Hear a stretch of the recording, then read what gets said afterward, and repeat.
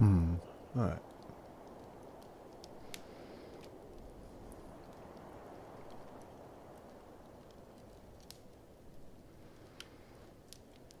Hey there, I'm going to be doing more of this parsing. I have to revisit the state machine of the parsing, of the rebuilding, of the writing of the PEGN code. So I'm still just kind of waking up, still working on this, but it's been so far it's been better. So we'll back at it.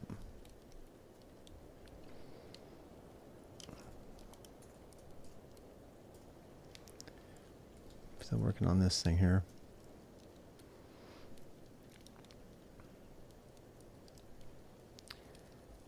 So we're able to, I actually want to identify the different states and get that out of the way first, and then we can just address it from as if it's a state machine. So we're either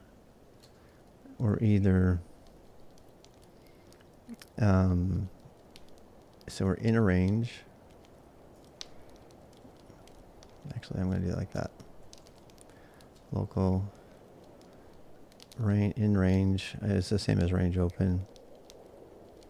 I'm going to have to change a lot of these. In fact, I might just rewrite this whole function right here. Like recreate it. Yeah, I'm going to tap. So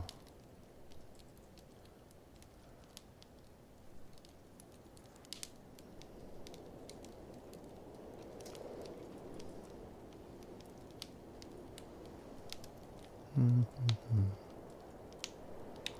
mean, it's a pretty big one, so.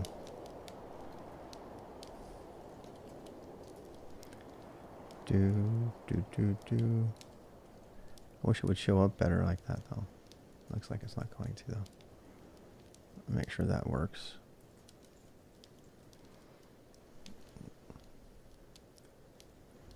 Pretty damn close, but that's not it.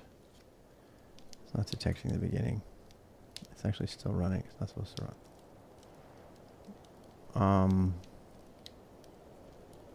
Oh, let's do it here. All right, so let's make a new one. Copy this stuff over that works. Oh, classes.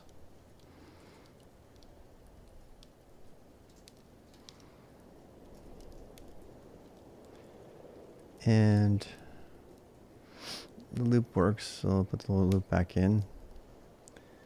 Got that in. Sometimes refactoring like this helps me out. Some people might do it differently, but this works for me.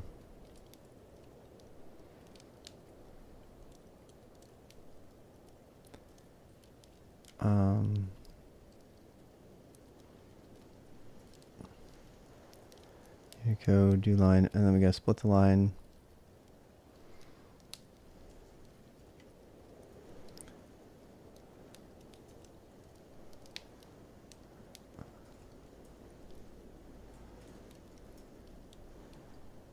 All right, and then what? Now let's print out the line, which we did already over here.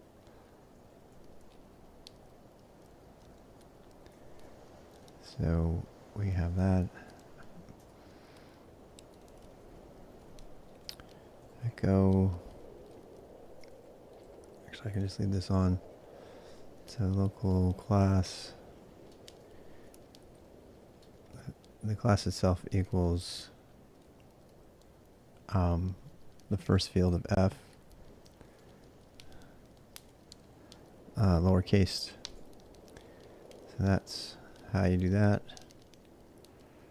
I don't think I can do it at the same time. I'll try something here. Let me get just the first field of F first. No, the class is actually the second field of F, so, or the third. And the hex value is the first value.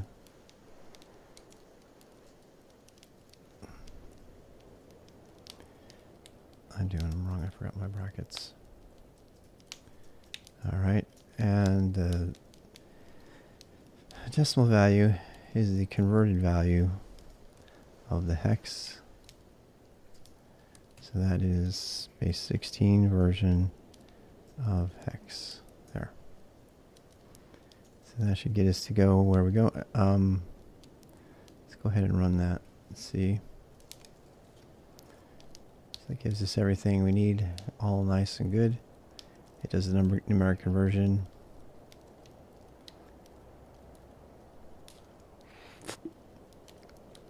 Nice. Okay, so what I want to try to do is lower cases at the same time. I don't think this can be done. I'm going to try it though. Oh, nice. I can do it in one step. Okay. So yeah. So that's good. And now we need to do the sort of, it's not really a state machine, but we need to do the different states. So, I mean, I'll leave this in for just debugging for now. So what are our states? I mean, I can always fix this later. So we have, I mean, I might as well just make variables for it for right now anyway. Wait, let's put it up here.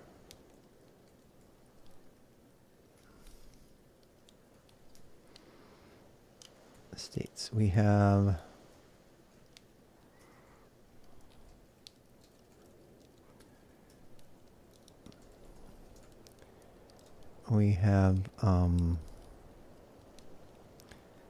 one of the states is that we haven't yeah, but this is not good for Ruby or Python. It's not easier. It's not easier at all, actually.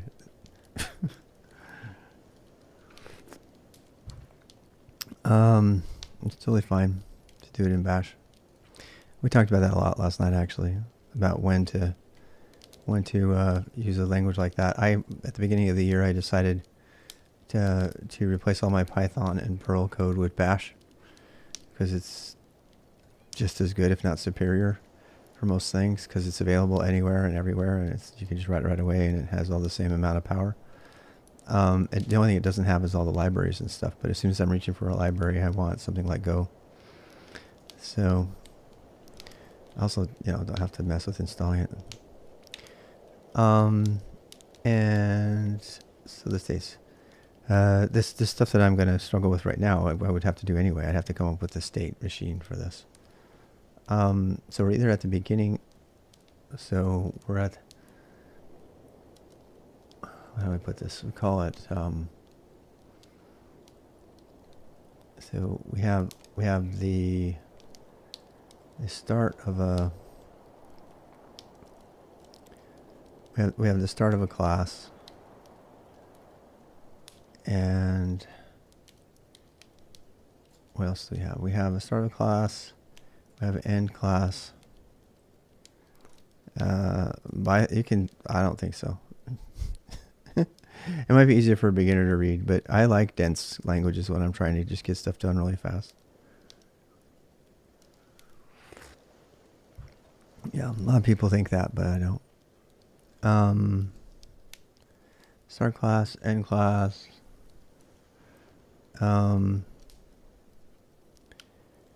Yeah. Occasionally you want a nice dense language that's on every system without having to install anything. Bash is on every Linux system. It is the standard Linux shell. You're lucky if Python is on everything. How's it going, Roden? So, I want to see something now. Local something. Some equals 1. Thing equals 2. How's it going, Lapbed?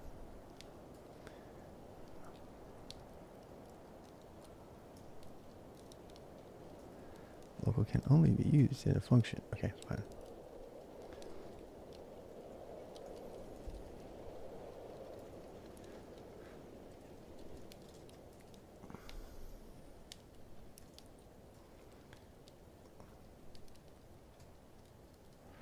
Do, do, do, do, do. Wait. Do, do, do, do, do, do, do, do. I think that actually has to be a line return right there.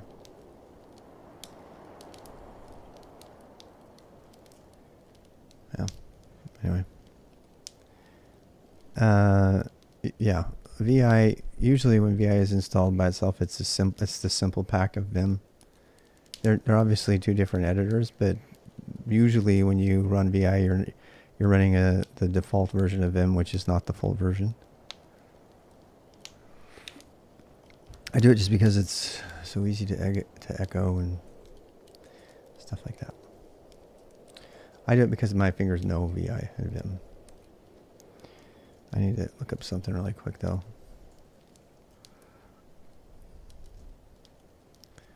Local.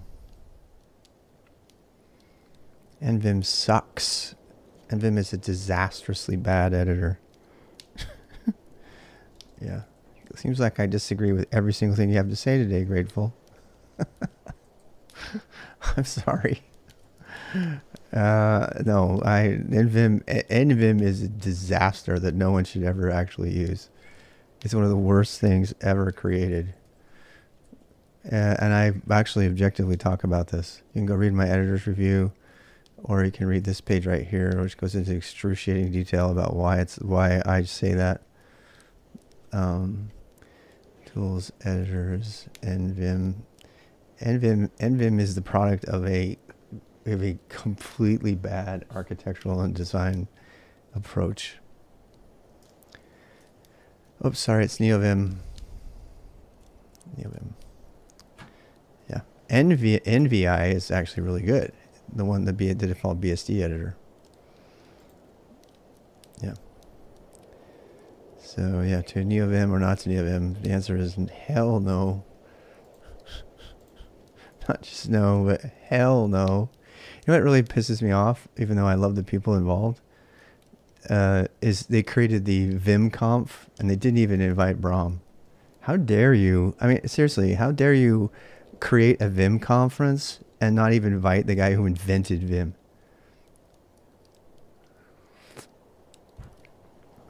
It's just the hubris of the NeoVim team is just it makes me vomit. They're like, they don't even know what they're doing. All right, so and I back all that up. Those are conclusions I've made that I did not enjoy coming to, and you can read it all on that if you really want to know why. I had my hopes and dreams shattered for NeoVim when I started actually reading the internals of the project and the decisions of the design team, and I was like, oh my god, this is so bad. This is why Brahm doesn't want anything to do with it. No kid, no doubt. It's not just because it's a competing project. It's because it's a stupid project. All right, so hi Og. And read only and locale, local built-in commands. Hey, look, a bunch of node script kiddies want to make an editor. That's NeoVim. So local.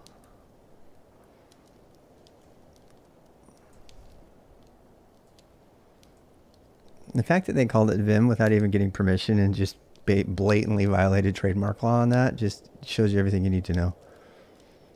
They should have called it the NeoVim conference. That would have been the appropriate name. If I were Brahm, I'd be suing the shit out of them. Because it's nothing to do with Vim. They can say it has everything to do with Vim, but there's not a single Vim advocate there. Everybody who's there is a NeoVim person. And not a single one would be approved to come to the VI conference. Well, I'm happy that I can at least count on my Linux to stay running and working as it's supposed to. Me too. So, sorry, what are you saying? Go into the no talk mode. Yes, I will. Good idea. So, I know. No, somebody walked into that train wreck. Sorry. You brought up my least favorite editor on planet. I'd rather use Emacs than NeoVim. Because I want that project to die. The death it deserves. Boop,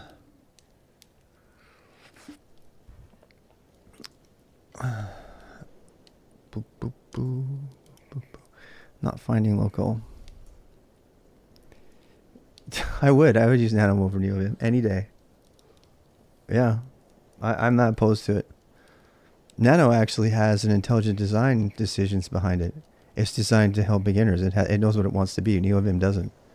NeoVim has no direction. It's like all over the board. It's ripping out things it shouldn't and adding things it shouldn't. Seriously horrible leadership on that project. All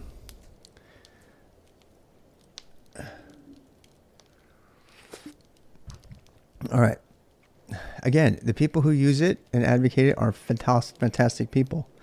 And I won't even name names this time, but there are some really people that I really respect as technologists, and they love NeoVim, but I could not more strongly disagree with that. Doesn't mean I don't like them as human beings. I can question that decision, and that makes me a human being. Using Nano but learning Vim, yeah, there you go. I have yet to have anybody make a single argument for NeoVim, and I'm open. If you read my document there, and if you have any reason that I've missed that I should still consider using NeoVim, I am all ears. I'm all ears, because I was seriously when I went through the whole thing myself, I was looking for a legitimate reason to like it, and I couldn't find a single one. I tried really hard. I did. I gave it the benefit of the doubt. Every single thing people bring up for me to use it, I'm like, well, this is that. This has changed. This is it. And I'm like, yeah. All right. Yeah, your router has Vim installed, right? The worst thing you could ever do is make a vimrc file that has neovimisms that are not conditionally externalized, because then you can't even copy your configuration to another system. It defeats the whole purpose of Vim in the first place, which is to be useful everywhere. All right, I don't see why this is not pulling up local. I gotta calm down. I'm all feisty this morning. Local in a function. Come on, where are you? There we go. Yeah, you can't have multiple name equals value pairs. There you go. Okay, that you can't do that. So I always thought that was it. Because it's the default editor, right? Which is why anybody should learn it. Good call there, Og. Zero class, n class. So we have, we're at the end of a class. I mean, these might not even be variables. I just want to like capture them. Wow, what was that about? Oh.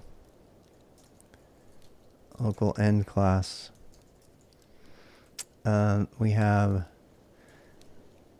local, we have a start range, a local end range, and actually no, we have in range,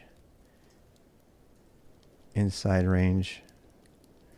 We have we're still, if we're in a range, and then we say, am I in a class? Yes, in a class. And until we're not in a class anymore. So we just have in class and in range. And then what do we have? We have, I think that's it. I think that's it, actually. So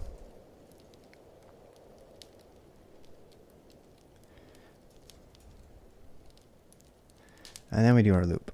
Actually, no, I got the loop already. Why do I keep doing that? I keep retyping all the time.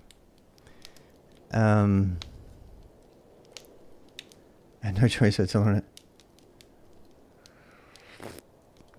That's why they put Nano on there, and the more I think about it, the more I'm okay with that decision. Yeah. Updating the firmware on some MacBooks. Wow. That's crazy. what do we need to do here? So we need to say, first of all, we need to say, am I, if I am, if I'm not in range, so if I'm not, let's see.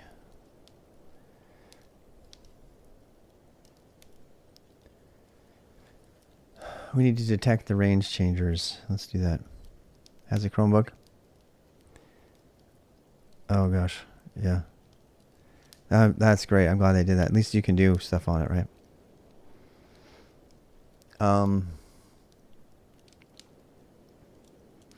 First things first. So let's see. So if there is, well, let's do the easy one.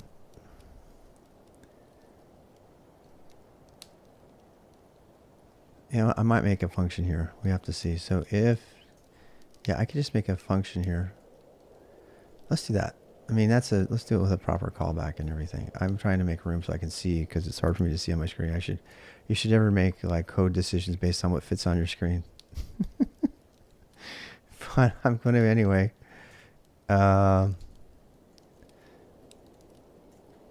Split the line into fields.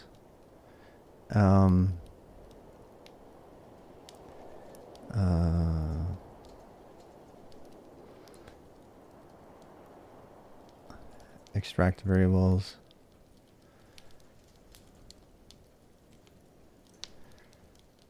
I mean, that goes without saying. So, wow.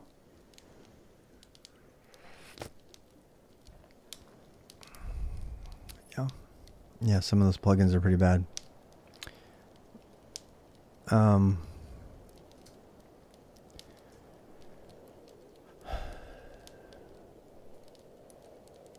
don't know. Let's do it. Let's do them one at a time. So if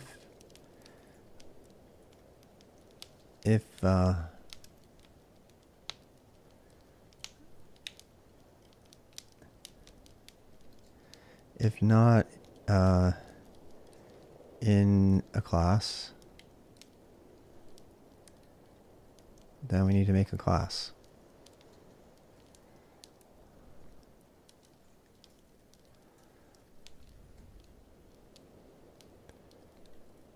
So if we're not in a class, then go ahead and start a class.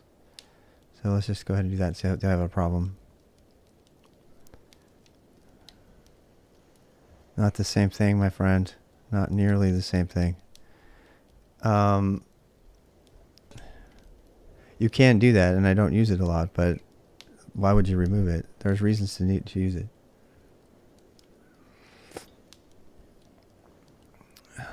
I usually just run subshells anyway. They took that out for security measures, probably. Yeah. You know, you might not be on a system that has Control-Z, for starters.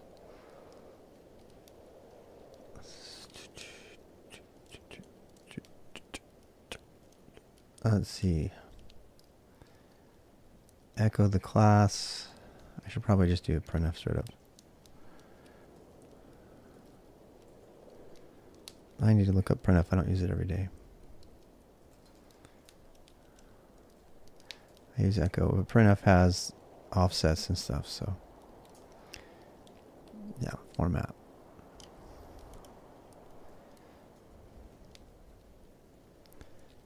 Well, I'm not talking about Unix, Linux. You can use Vim on non-Linux systems. Yeah. That's why they have a gvim. I mean, it's an edge case, of course, yeah, but let's do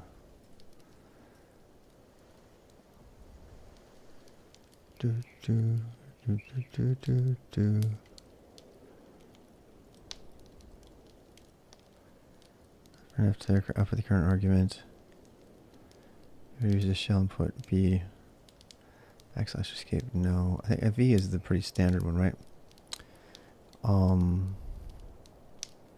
to the standard printf. So it has the same old standard printf stuff.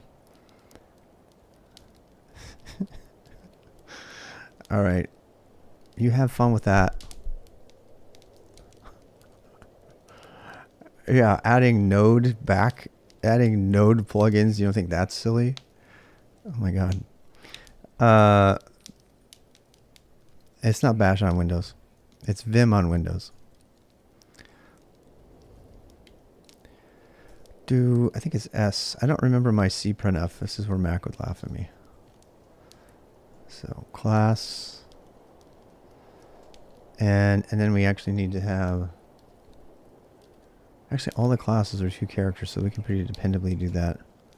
We could do UC and then the class underscore class, and then we're going to need all the room we can get, so I'm going to go ahead and put that there. So that would be the beginning of a class, and then I don't need to really start the range actually, so I could probably get away with an echo on that.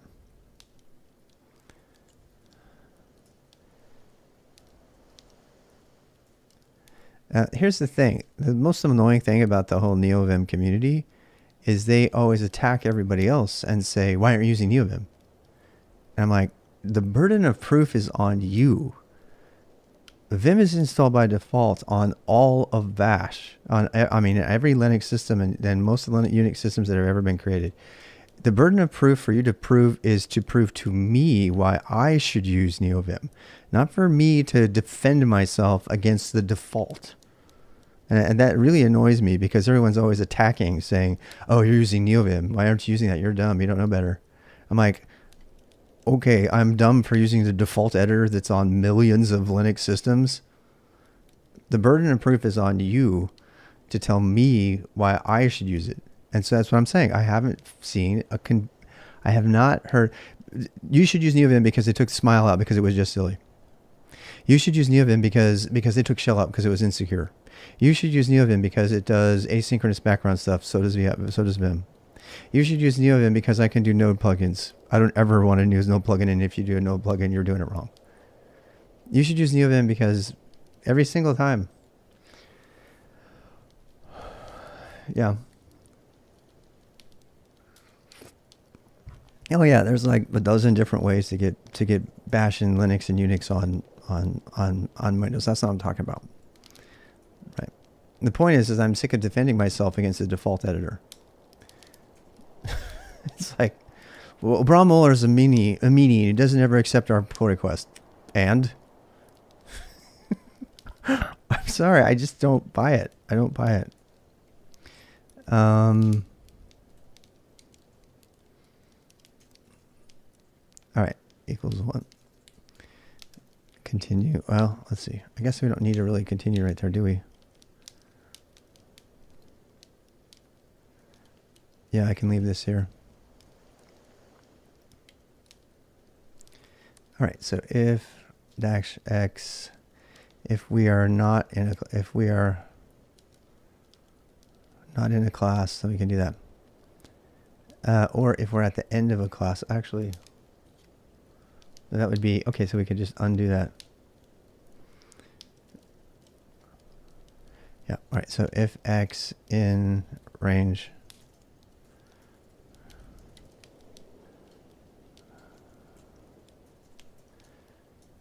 never indicated about why I didn't use Notepad. Exactly, Hikari, a perfect argument. Perfect argument. Perfect argument. Use what works. Why? Yeah, use what works. In that case, it would be an even better argument if you said, why do I have to use Notepad++? I can just use Notepad. And then somebody could say to you, well, because Notepad doesn't support Unicode. And you'd be like, oh, that would be a legitimate argument against it, right? But my point I'm trying to make is just a burden of proof thing. So,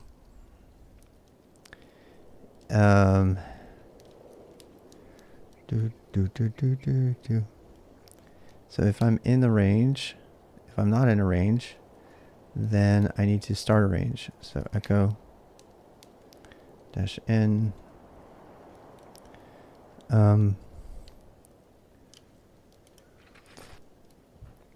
know what? I can put...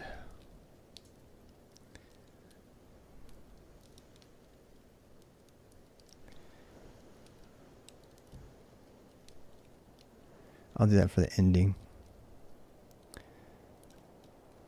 Best editor ever, right? Well, there's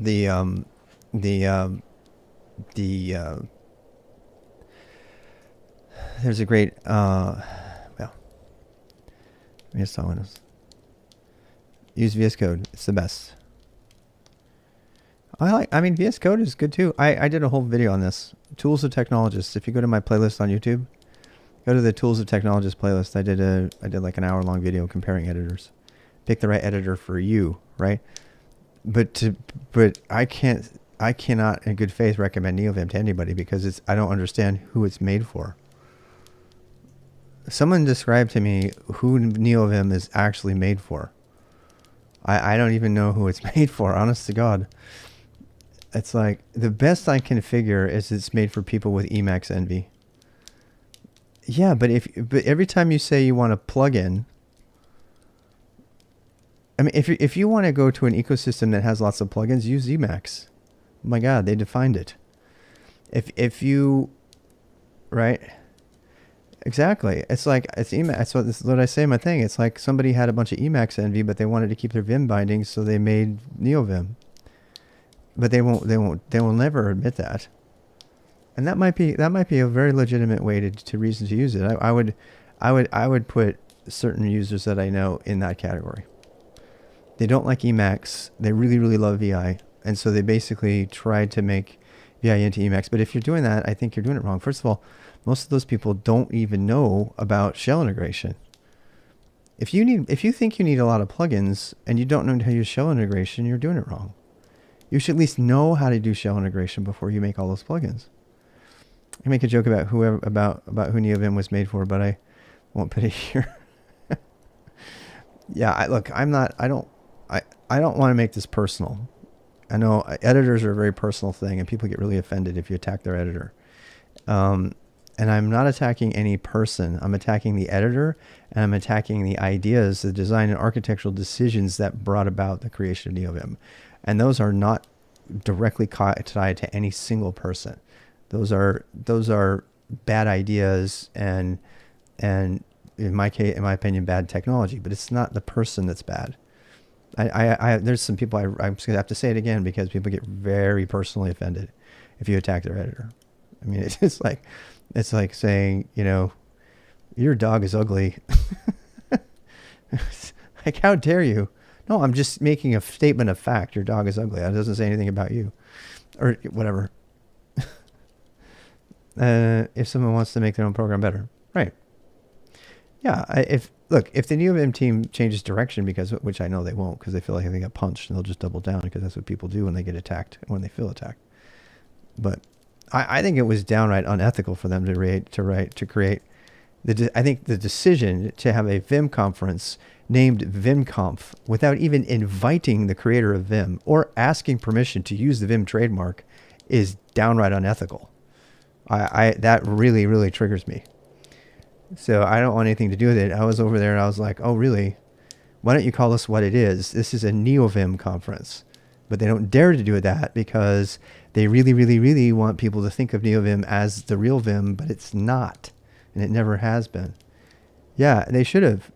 For them to name it VimConf is like, if I were Brom, I would be steaming because he has a conference already.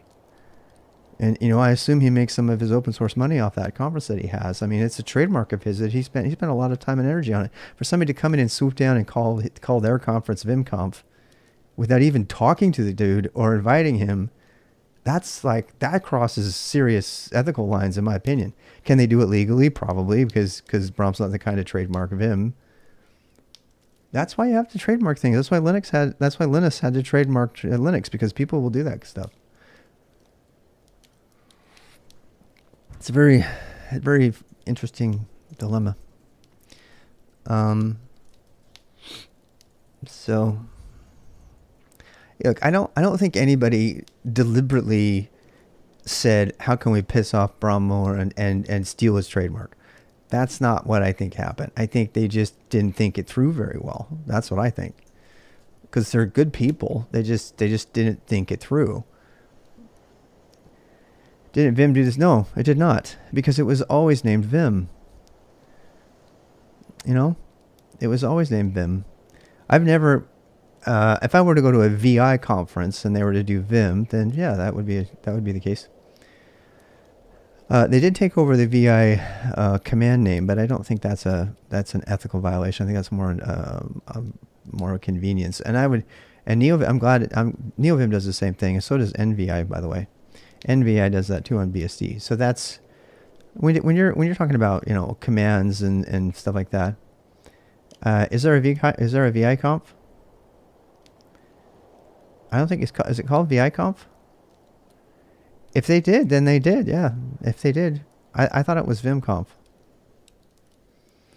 You can do it's called a poor man's copyright.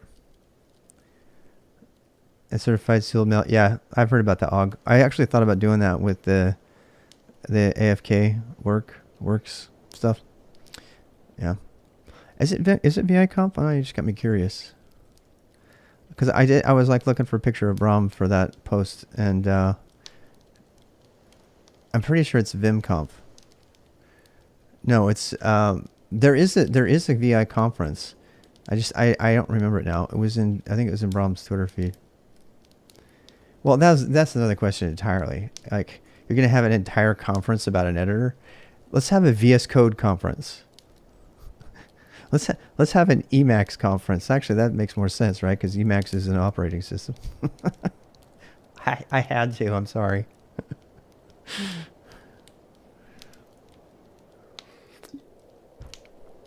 So, echo in range. If I am not in a range, then I need to start a range. Okay, so. VS is too minimal to have a conference on conference. Which is another thing, right? Like, why would you even have a conference about... Let's have an LS conference. No. Let's have a find conference. I mean, come on. Find is a pretty... Now, you could definitely have an awk or a Perl conference because those are languages, right? But would you have... I know, let's have a cat conference. grepconf, yes. grepconf. With the manuals, yeah. We need a witch conference. I can do cat. Wait, like, here's the plugin I made for a cat. No, that's why I'm saying you could definitely have a less conference, or you could have a I don't know.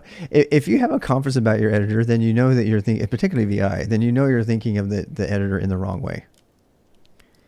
I mean, having an Eclipse conference makes sense because it's such a bloated piece of crap, its entire framework.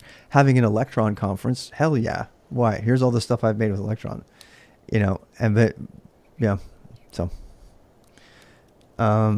trademarks are not that expensive. Really? I'm gonna have to do that. Anyway.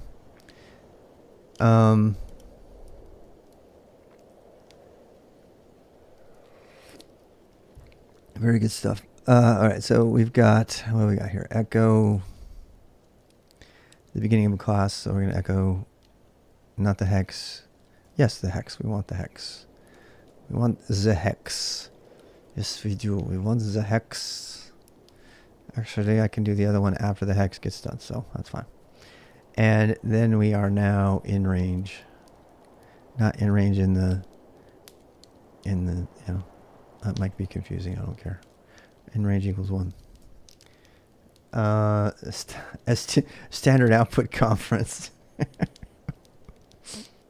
Here's all the different ways I've used standard out.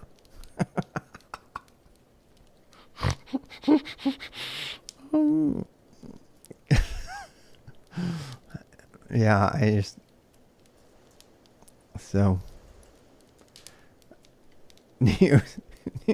Neo stood out. It's STD out, by the way. Neo stood out. Neo STD out.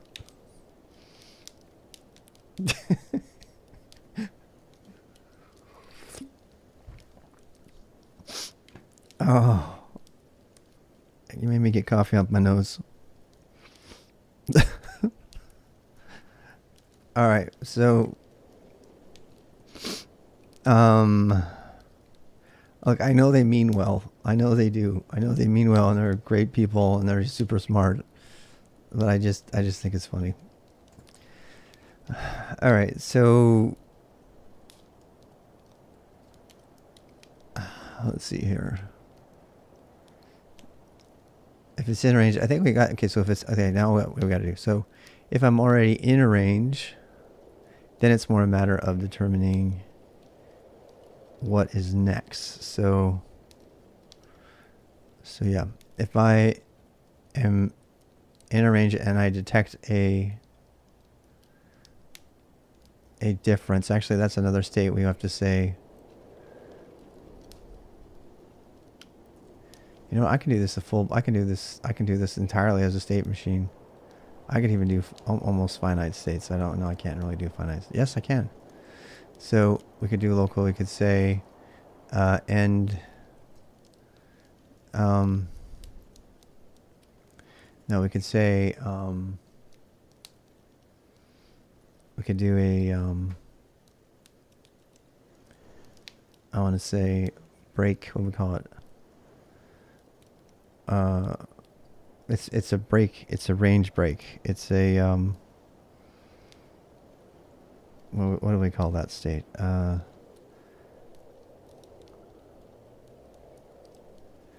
End.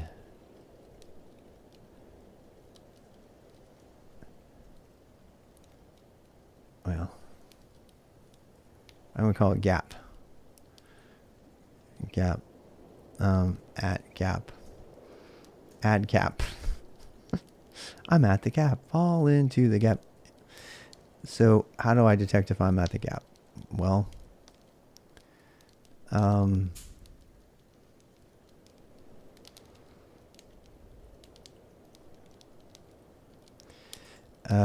I'm at a gap,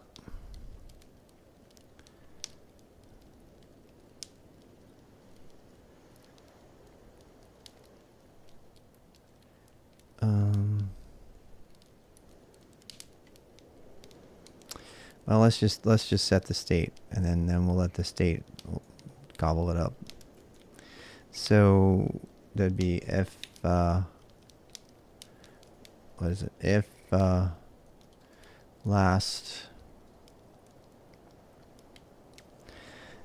last decimal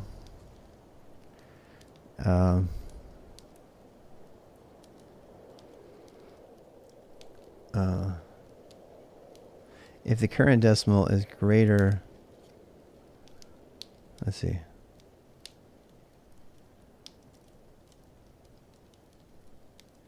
We want to check when it jumps more than 1. So we have to check whether the current decimal value is more than 1, then, because they're sorted, the decimal value is greater. Oh, wow.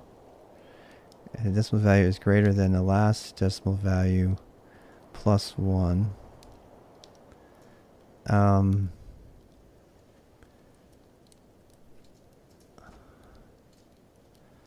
I think I can do that way. Then, fine. I'm going to check that one right now. So let's say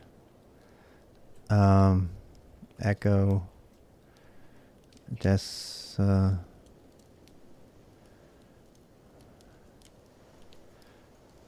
yeah, I'm gonna do the gappy things.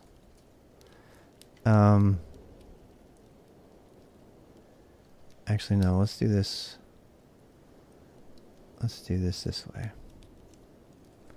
I need it to be really visual so I can see all the state changes because I'm not smart. I can't do all that in my head. Other people can. I can't. I have to see everything. Echo at gap. Hey, there, I came up with my new class name. I mean, my state name, at gap, okay.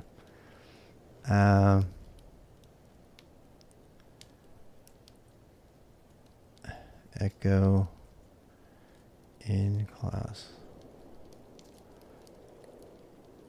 in range. When this is done, it takes me longer, but when it's done, it's going to be much easier to understand long term. So.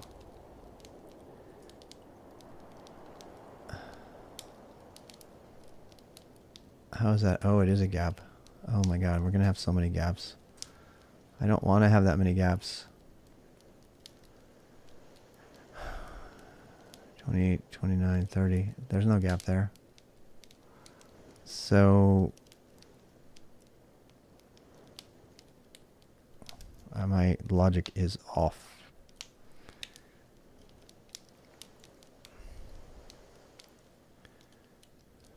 Only the first range is working, so that's what's going on there. So if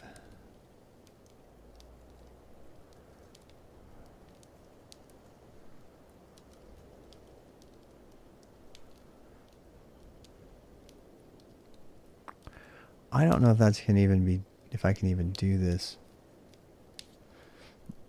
I'm going to try this. I have to try this on a shell to test it out. Alright, so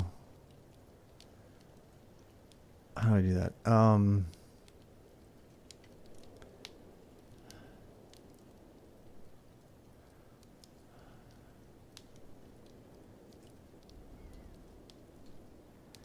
If flaw, no, if foo is greater than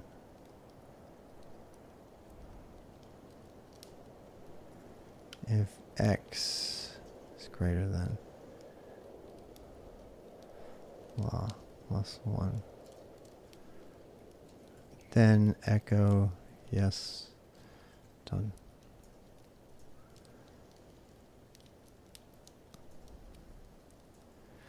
What am I missing? Oh, right.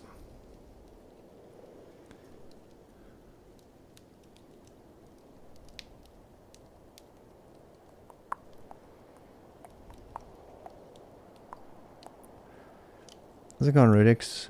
Rudix?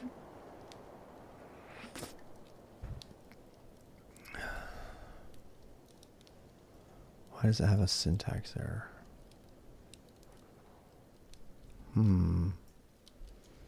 This should not have a syntax error. Then echo yes, done. Well, alright, fine.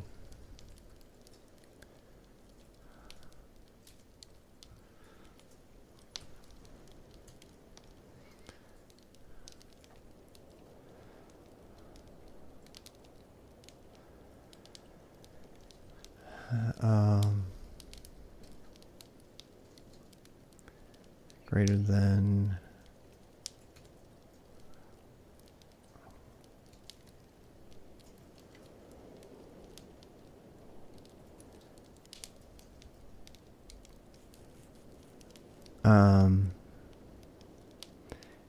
yeah, it's fine. Did I have done in there? Oh, I did. Good catch. Good catch. You got it. That was definitely it. Yep, I do that all the time. That's definitely one thing that Bash that Python and Perl and Ruby all have on Bash is consistent blocks. That's a super annoying thing about Bash. So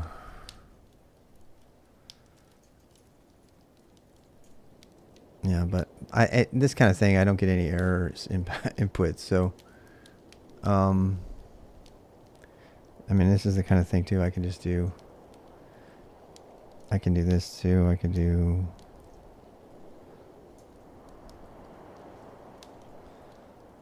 how do I do that?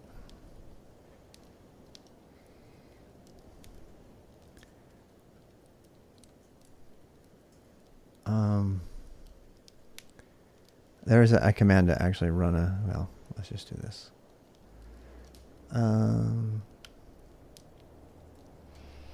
I know, I can do it lots of different ways.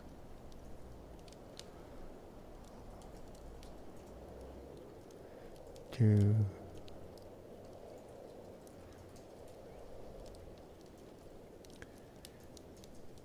So we could do, there is no x. So if x equals 1,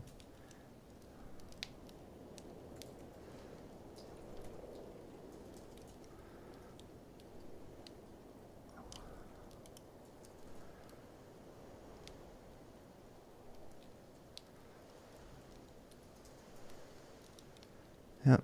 So that's the code. So my code looks like it's okay. Oh, wait, what's this here? That doesn't go there.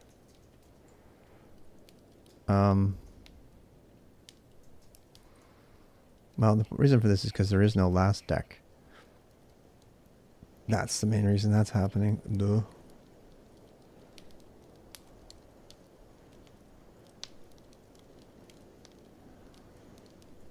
If I had this problem last time. I'm going to go ahead and do it now. So last deck equals deck decimal. Last des equals des. More. That's much better. See how I did that? Actually, let's do that. Let's put a... It's very pretty. I like it.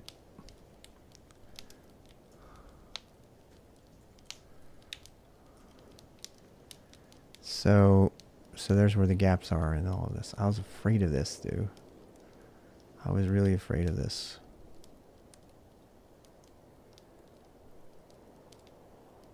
There shouldn't be that many gaps.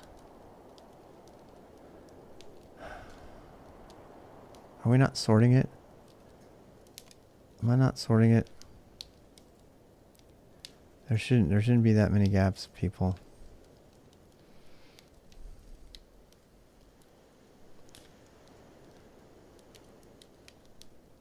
$9:30. There's a problem. I have a problem. There's something wrong. Because it's not the right sequence. Yeah, it's let's echo class hex. Hex is the first field. I'm just gonna turn this off for a bit.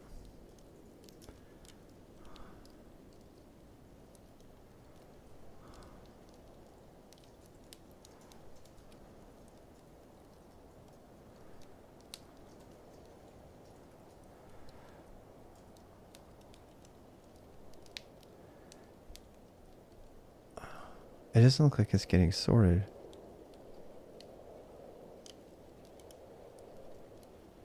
Oh, I know what's happening. Oh my god.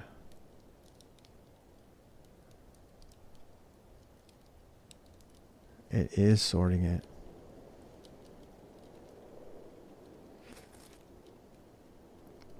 This is worse than I thought.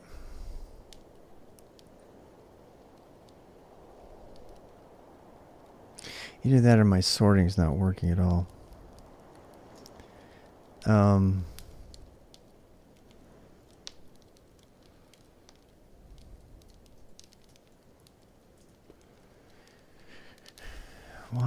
Why is 00D the first CC?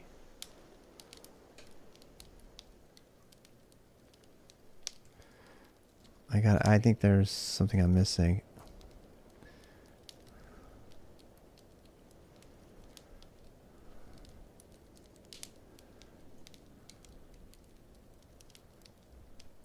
See, there's a problem. There's a problem with my sorting algorithm. Because the first one is actually 0. Yep. There's definitely a problem with that. There's a problem. It has to do with the sort algorithm. So I need to do this and take a look at what this sort algorithm is doing. Actually, I'll do it this way.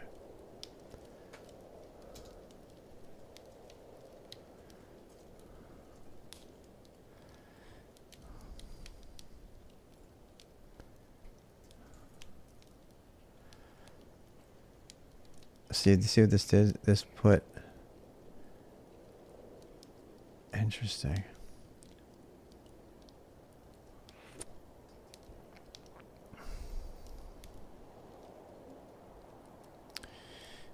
I don't think it's... I think it's doing it based on the 0.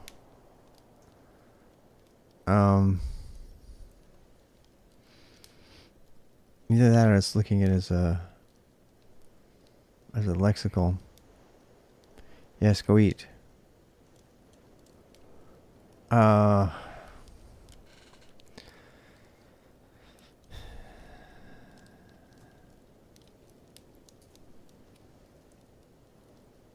It's hard to know though. Let's see here.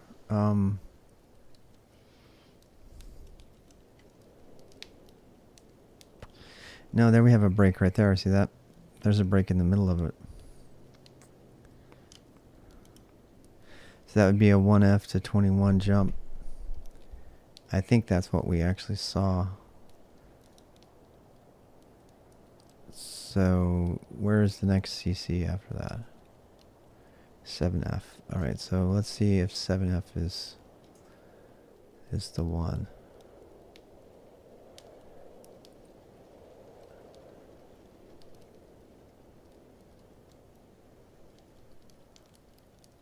I think I actually need to provide 2. Hi Marco. I think we have to have 2 different sort criteria. No, it's a sort.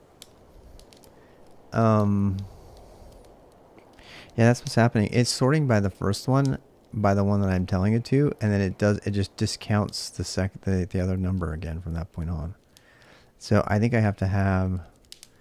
This is good. I need to refresh my memory of sort. It's the -K option, which we found last night. It's this fancy key def stuff. This is all bash, so... So -F, comma F. See that? So I think I need to have comma 1. Yep, that was it. No one. Oh, I feel so much better now.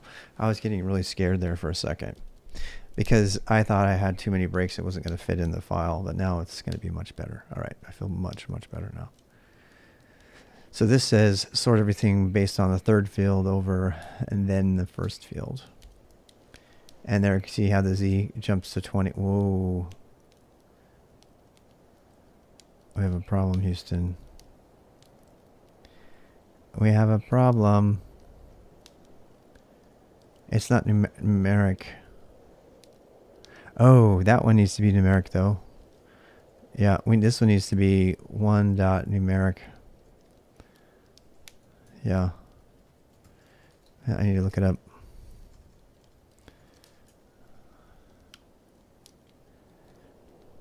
Yeah, we have to tell it how to sort it.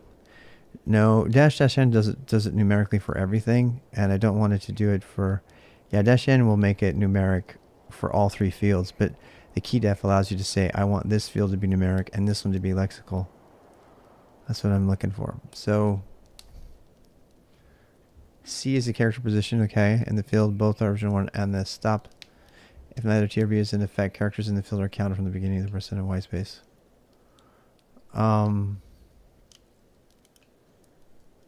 -C options, if no key is given.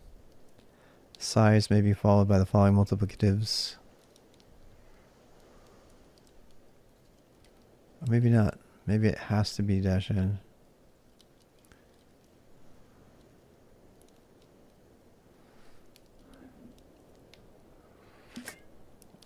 I guess it's just N for the whole thing. I could have sworn you could just specify it by field. Do multiple sort? Well, yeah, I could do that too. I just was trying to avoid that. I think your -N option is the best bet. I do, because then it, right, I could have one sort goes into the other sort, right? But I think this is fine because it'll try a numeric sort for the C and then it'll still be the same because they're, you know what I mean? Oh, that's another reason I can't do numeric. It's because it's hexadecimal. Yep. So I really can't sort on that field at all. Shit. That means I'm going to have to write my own sort. I'm going to have to, well, it's not that hard. I just need to pipe the thing through, make a conversion, and then sort that thing. Which isn't even that hard. It's just a different way of doing it. Yeah, because I have to do the decimal conversion so I can sort on a number. Because hexadecimal lexically sorted is not going to be in order. I wonder if it could, if I tell it to do an N, if it'll pick it up as a... Now let's go see if it gets to the B's. I wonder if it's smart enough to see that it's a hex. I doubt it. No, it's just doing a lexical sort. But you see what it's doing? It threw out the first one completely. So it's not doing it anymore. So if only the damn stupid shell would allow dynamic casting of a field, yeah. Yeah, and that's why, you know, chopping this up, and at that point you're starting to look at an awk or a Perl or Ruby or something. Right, but I'm hell-bent on doing this in Bash now at this point. Yeah. Perl, I mean, this is, Perl will do this in one line. This is a perfect Perl application, by the way. This is a really perfect Perl application. Perl's got like line chopping up built into the command line. Yeah, with the F variable. I could just pass. Man, how much to do that? Yep, I don't know. We'll see. Oh, Perl. I know, man. Perl would totally do this. We could totally do. Again, I don't. But I want this script to be. We're talking about writing a script that anybody can use if they download it and they want to generate this stuff. And chances of, well, actually no, they would. If I used Perl 5 or even 4. Perl is blast. I love it. I made a living off Perl. Very, very powerful. This whole field chopping stuff is all built into the Perl command line because awk. Perl was designed to replace awk. But there's not going to be any way to escape the fact that I have to convert that hexadecimal into a number to see if there's a jump. There's just no way around that. So what I could do, well, here's a fun thing. I mean, really? Yeah, we'd be hard all day doing this in BrainF. We're gonna take these out. And I'm gonna actually have to do 2 or 3 sorts on this. No, I don't. Let me think. No, I don't. I only have to do 1 sort. I only have to do 1 sort. Watch. So, while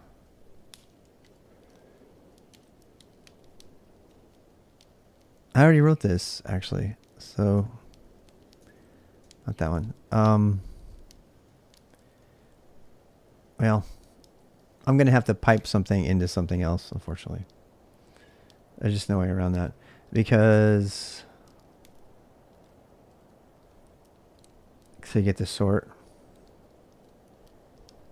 I'm trying to decide where to write this, whether I should write it in here or elsewhere. So this is kind of useless actually.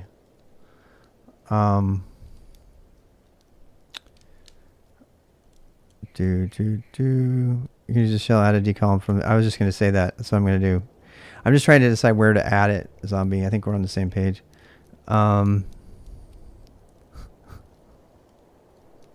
Right. Yeah. So all I really need to do is make a new file. In fact, you know what I could do?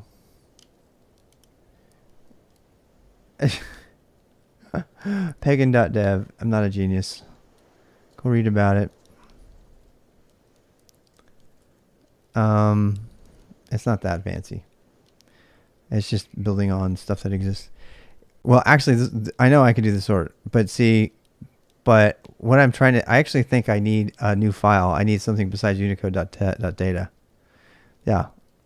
So, I'm gonna cheat here. I'm gonna pretend like that field is already there for us. So yeah. So there's the download, right? You can tell where this is going, right? You probably can tell. See if you can figure out what I'm going to do here.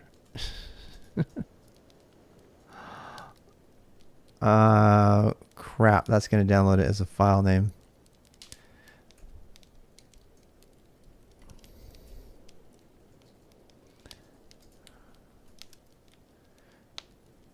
While read line.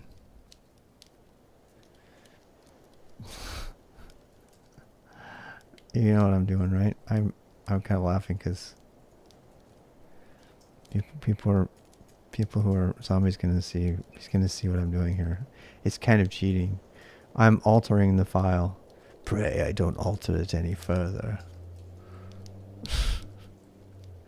Echo line. Let's just make sure my download still works. Let's just do that first, shall we?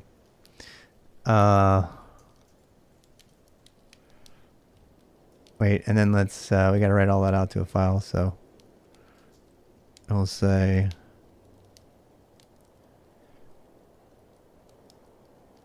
I guess I could, well, you know what, let's not do that. Let's do the right thing. Let's download the main file so we can debug if something goes wrong. And, oh. And then what? And then let's read from that file. Unicode data.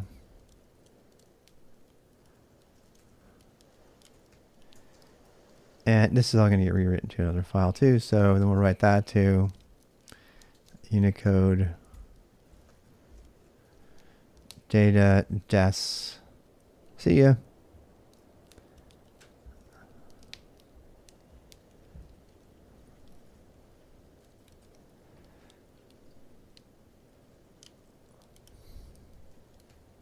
It's not a txt file, by the way.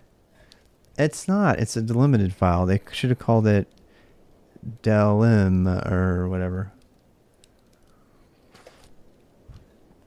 But it's not tab delimited either. And we can't make it into CSV file because commas are a thing, apparently. So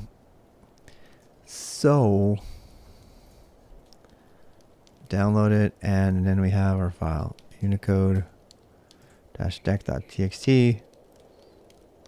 It's our same old file. So we did the right thing. Now we're going to give it a decimal field. Yeah. Now we probably are going to sort that thing too. So just don't use shell, and there are better ways. Everybody says that. No. Screw you. Shell is on everything. I can't be sure that people using this repo are going to have any other language on their system. Perl would be the best next bet, and awk would be a good one after that. But hell no, I'm not putting it in Python because they don't have Python installed. So yeah. People love to bag on shell, man. I love bash.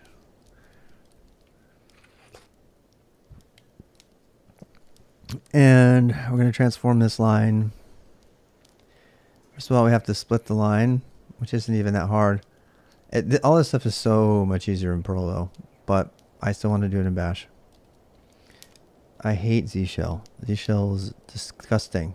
The only time I would ever use Z shell is on a BSD system. Z shell is really busted in ways that I can not summarize completely right now. Yeah, he's like, don't get him off track. So yeah, let's do this. Let's take the first field. So local deck equals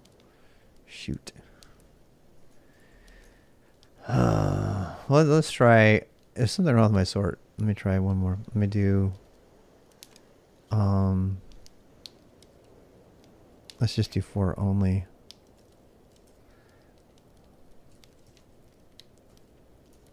Every time it's downloading a new copy, like, who keeps pulling down this file? See, here's my problem. Now, this is where Zombie's going to laugh at me because I'm going to do exactly what he told me to do.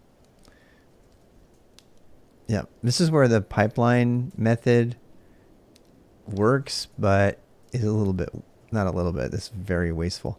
This is something that if I were using Perl or Ruby or Awk or Python or anything besides Shell would be way better, right? But I'm going to do it anyway.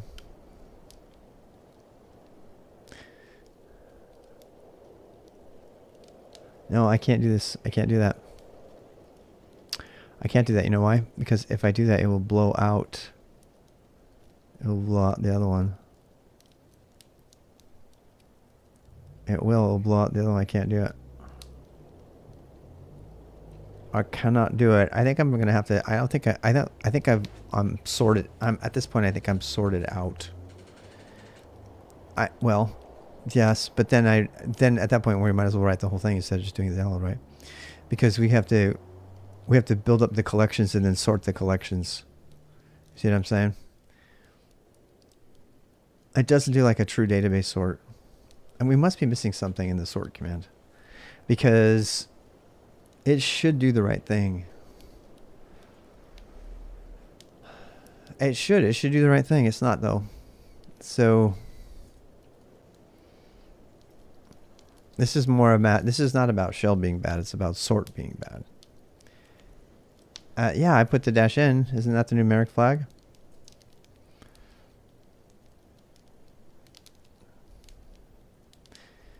See, look, this is the problem we have, guys, right here. See, this is how this is a 10. You've been waiting. I've been waiting for you to start. Hi, Carlos. I am starting.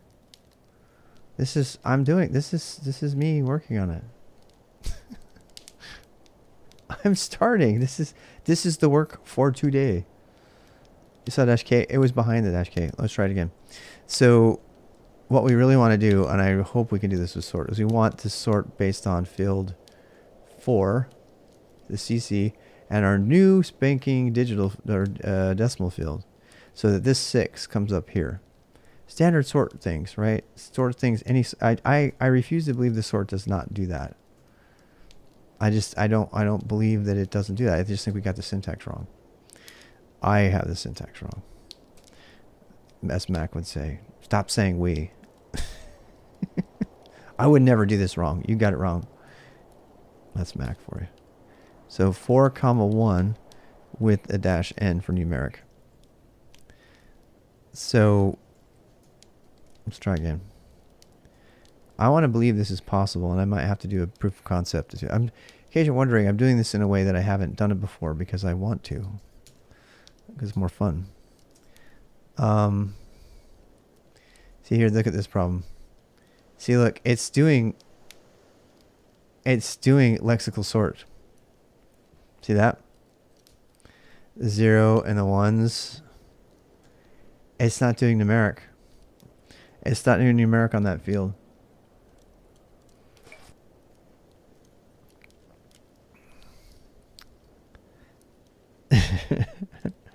A few hours ago, and you were not streaming. Oh yeah, all right, yeah. I'm like in and out. I think sort is broken, and I think the sort command. This is kind of an odd thing, but I'm sort of hell bent on really testing out sort, because sort should be able to do a numeric sort on this number, and it should be able to do a lexical sort on this number, and any other sort function does. I mean, sort, routine or standard library function or something that does that.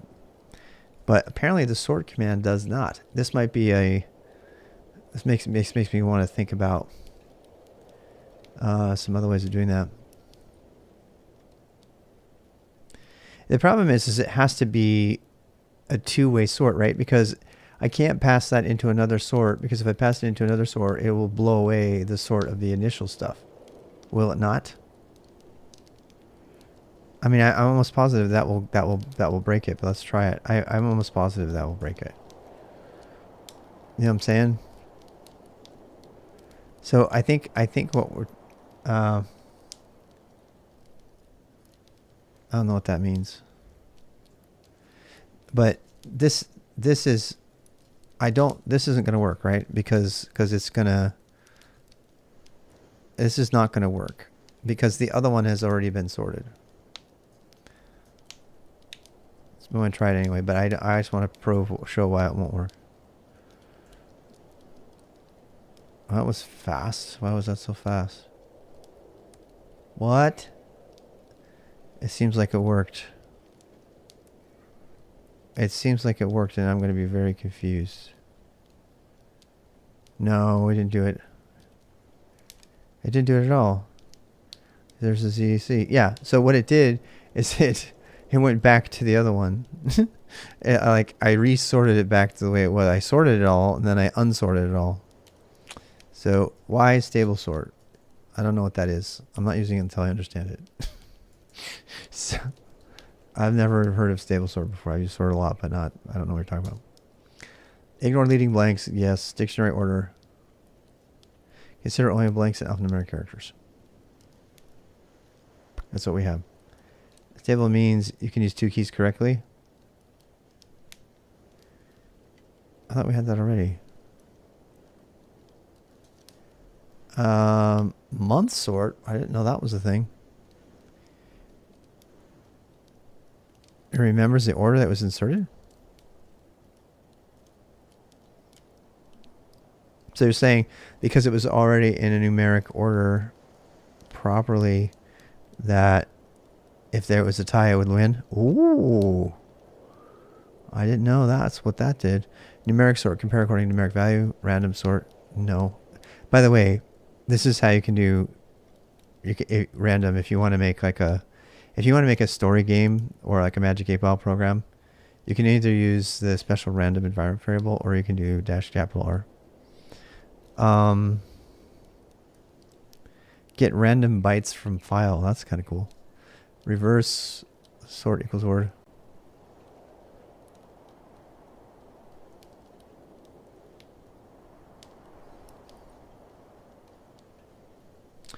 Version sort. Let's see. Check for the sorted input. Compress program. Debug. File 0. Key. Wait, key def. Nice. C, doesn't C make you feel like a superstar? When you learn C, you're like, I just coded in C. It really does. I mean, even like basic Hello World stuff, when you write it with C and you compile it for the first time, and it's like, I remember the first time I made a Hello World module and I did like mod probe to put my module into the Linux kernel, and all it did was print Hello World on boot. I thought I was the coolest thing ever. And I mean, I wasn't. That was just basic, right? But I had literally written a kernel module.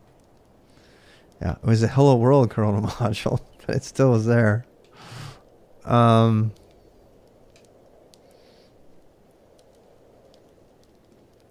Move buttons on web pages 2 pixels to the left. Man, it's hard. This web is hard. Merge already sorted files. Do not sort. Write results to file instead of standard output. Okay. Stabilize sort by disabling last resort comparison. I have no idea what that means, but I'm going to try it. Use teasing field separator. We did that. Change the number of sort runs concurrently to n. That means we can do like a bunch at the same time. Unique, don't need that. Zero terminated, don't need that. All right, I'm gonna try it. Maybe that'll fix our woes. -S. Let's try this. Unicode -dec. Oh. I was so happy until I wasn't.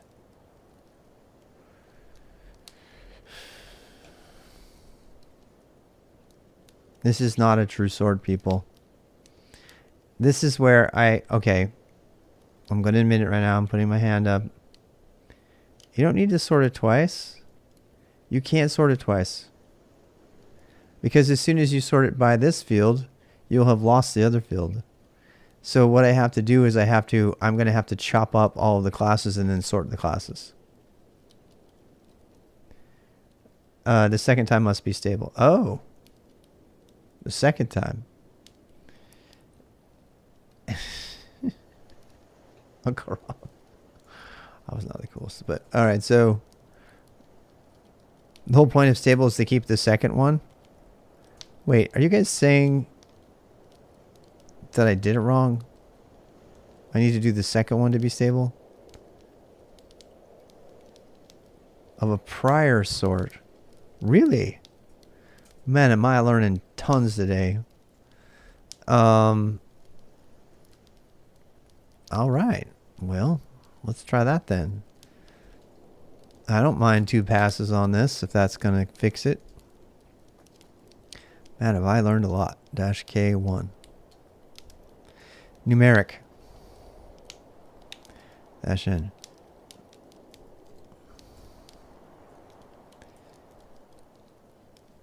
Unicode. Dash deck.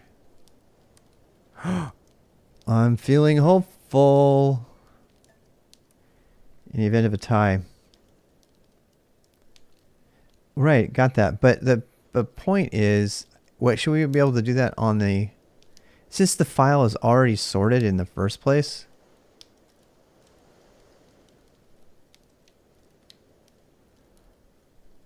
Most of them are not stable.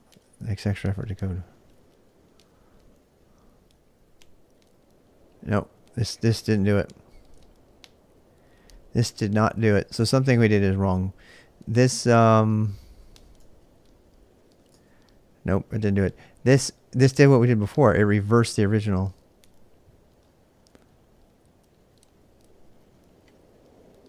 Some are stable. I think I might have just missed a dash N on this.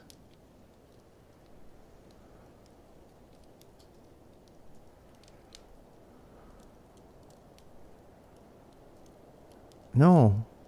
Well, maybe true, but I don't think so. Because okay, so first of all, the file is already sorted. So it's already sorted. That's already done. So that I don't need that. See? Wait. Well, that's not fair. So yeah, the data coming in is already sorted. Let's put it that way. Minor, comma, major. But I think, well, that sort's already done, people. I'll prove it to you. Because if you do, look, you just take this stuff coming out of here, right? The stuff coming out of here is already sorted.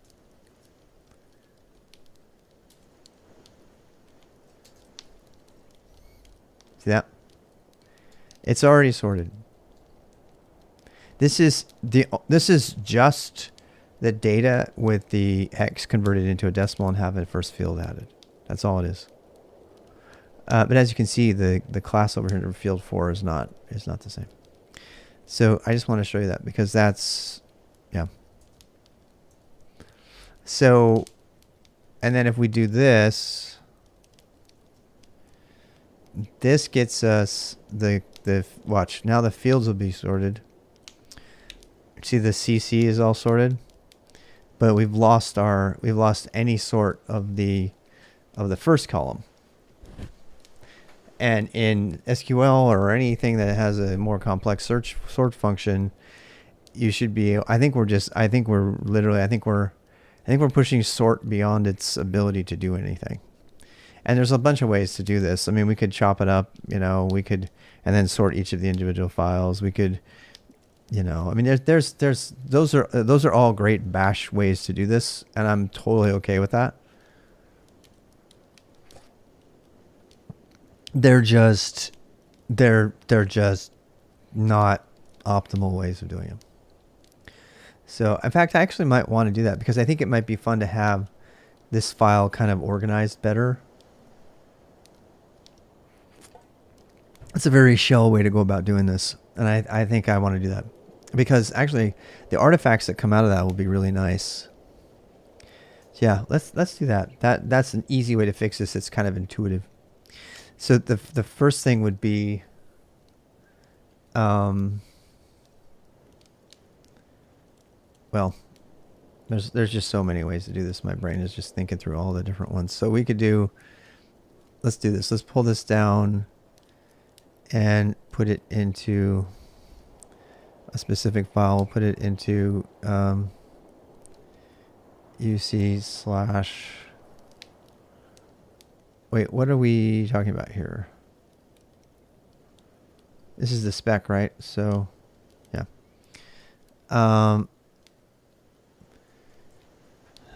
Unicode / data.txt. Directory-p Unicode. How's it going, Raffles, the gentleman thief?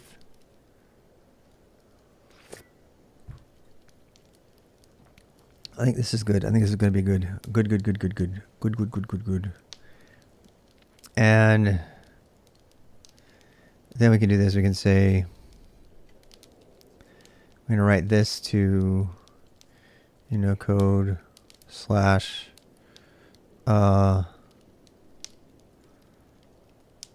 sorted by class .txt. I mean, it is a thing. It's a thing. This is one way to do it. Am I proud of it? No, but I think I think we pushed the sort function past its abilities to do anything. So, could not resolve host Unicode. Oopsie. I feel so stupid. So stupid. Dash O. There we go. Wanders in. Herr Hotzenplutz, we were talking about you today. You're Mr. Emacs and VI when you're on, and Z Shell. Yeah, because of your BSD-ness.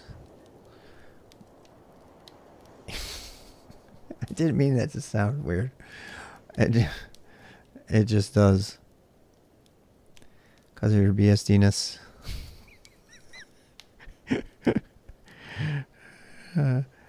Nico, how's it going, Don Ho? We got all these great people. Follow me, bring me out of work mode. Your BSD tree. Your BSD tree. Your BSD-ness. I must be tired. Did you? Of course you did, zombie. Sure. You need to change the key spec to be numeric. Did I not say that? I said that.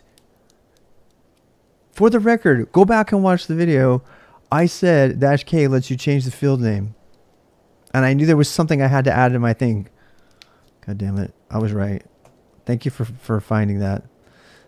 I did say that. I said that. Did I not say that? Because you said -N. I said, no, we got to add it to the field name. Remember? So, I don't know. We might have ended up with something better here anyway. So, one of my machines failed me a few days ago. Yes. So we do 4 like this, and then we do 1N. I'm telling you, that's it. Watch. That's going to... let's do sorted. I'm going to say deck sorted. Thank you for the research. Yeah. I've used it before, but you use it so rarely that I just don't ever remember it. But it doesn't say that in the... Did it say that in the man page? Where does it say it in the man page? Why? Because I swear to God, I read it and it said, no, I guess it was just a... Here, I gotta go find where that says that. It's in the description of key field, right? Key def. Sort via given key. But see, oh, this is... See, there it is right in front of me. Give the location and type. So then you have to go read about it. Yeah, I was in the key def section. And I was like, I can't understand this. I was like, what are these ops? Where F is a field number and C is a character position. I'm like, okay. In the field, both are origin 1 and the stop position defaults to the lines end. If neither dash T or B is in effect, characters in the field are counted from the beginning. Ops is one... Oh, this is the part I missed. See you, zombie. Ops is one or more single letter ordered options. There it is right there. I skipped right over that line. I did. I'd read it a million times before, and my hunch was right. It was just I thought I'd gotten it wrong, and somebody suggested dash n. The same guy who suggested dash n and got me down the rabbit hole also fixed this, so I forgive you. If I had been following my instincts, I would have done it right. All right, so here we go. The perils of... do I have that? Oh, yeah, right. Yes, sirree, Bob. Thanks, Tuber. Turbo Gerbil. What a great name. Well, we have to read from the Unicode. The Unicode /data.txt. Stares at bin bash. Yeah, right there. I love bash. Wait, where are we going? Wait, build UC. All right, Unicode, deck sorted. Oh, I know, but I'm not writing for BSD. So this is not meant to run on a BSD system, unfortunately. Yeah, I mean, let's see how much of it is we were talking about the dangers of POSIX compliance. Not to mention shell expansion and single bracketed things. So I'm lowercasing and I'm doing stuff in bash. Yeah. No. BSD can't have bash by default because bash is GPL3. The single biggest downside of using bash is GPL-v3. The only time I would reach for KShell is if I am on a BSD system or a system that, and Alpine has Z shell, I think, because of that. Did I get that right? I have a rabbit hole to go down. What is the default shell? I'm going to say Dash or Ash or Almquist, right? Dash on Alpine. So Alpine is a Linux distro that is 100% free of GNU GPL3. Yeah. I was doing the research on that the other day. I was like, is there one? And they're like, yes, there is. Because and this is, by the way, the basis of Kubernetes and K3OS, K3S, the micro Kubernetes, what is that called? That runs on edge hardware and stuff like that. It has no GPL3 in it, thank God. So, because I was like, oh my God, it would be so great if there was a Linux that doesn't have any GPL-v3 in it, and they have it. So that's the K3S thing. Yeah, so you have to install bash on Alpine. It doesn't come by default. It comes with BusyBox. Yes, BusyBox, and BusyBox is totally different. Hey, how's it going, Carlos? I like that you have that option to do YouTube and or whatever. I'm trying to make YouTubers feel like first-class citizens by getting their chat in here eventually. In a better way. I know there's some lag time and stuff. Changing the default shell. So, yeah. You wanted to know that, right?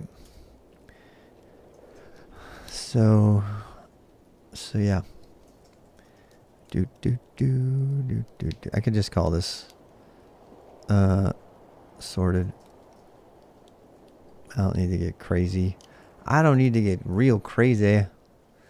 Unicode. All right, so remove, actually.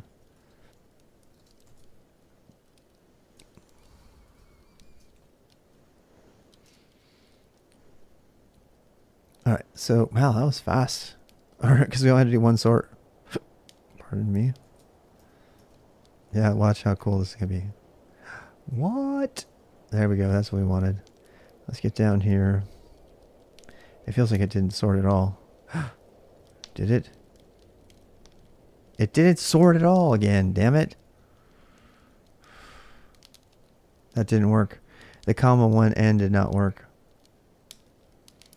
No, it did not. It did not work because look, we got a ZSH right there. It did not work. Back to the drawing board. Zombie's gonna be mad. Nuh-uh. No worky. Maybe I have to do this. No, because say I want... Wait. Now you have to have comments. Did I do it wrong? It has to have comma, right?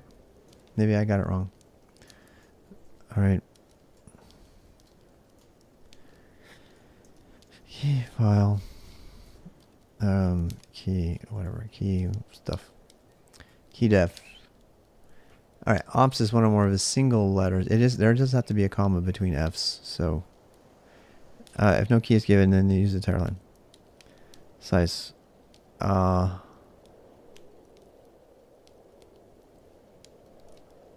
when we're single letter ordering options.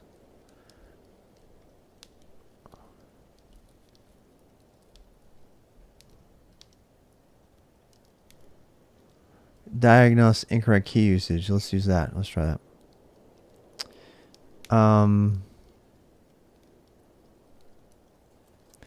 Wait, where's my sort command? All right, so sort dash T semicolon dash K 4 comma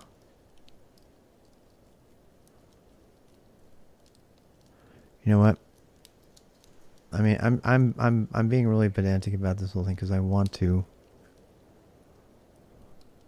Let's do this. Let's just spit this out to this. And I'll say this would be, I'm going to say decimal dec.txt. So let's start with that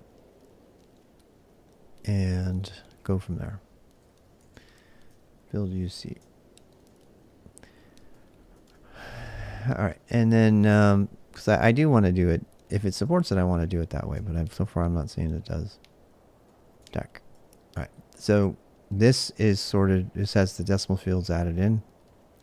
That gives us something to play with in interim. So now we can sort dash T that, and then dash K 4, and that will automatically give us the broken thing. Now we add comma 1, and that does a lexical, which breaks us. And then we do a dash N, but it doesn't keep the original value, and it doesn't do it as a numeric. I mean, that's just a mess, man. And I mean, I don't think a dash S is going to fix it here. Or is it? Nope, I broke it. So far, I'm not seeing it work. No one's cracked this nut yet. So,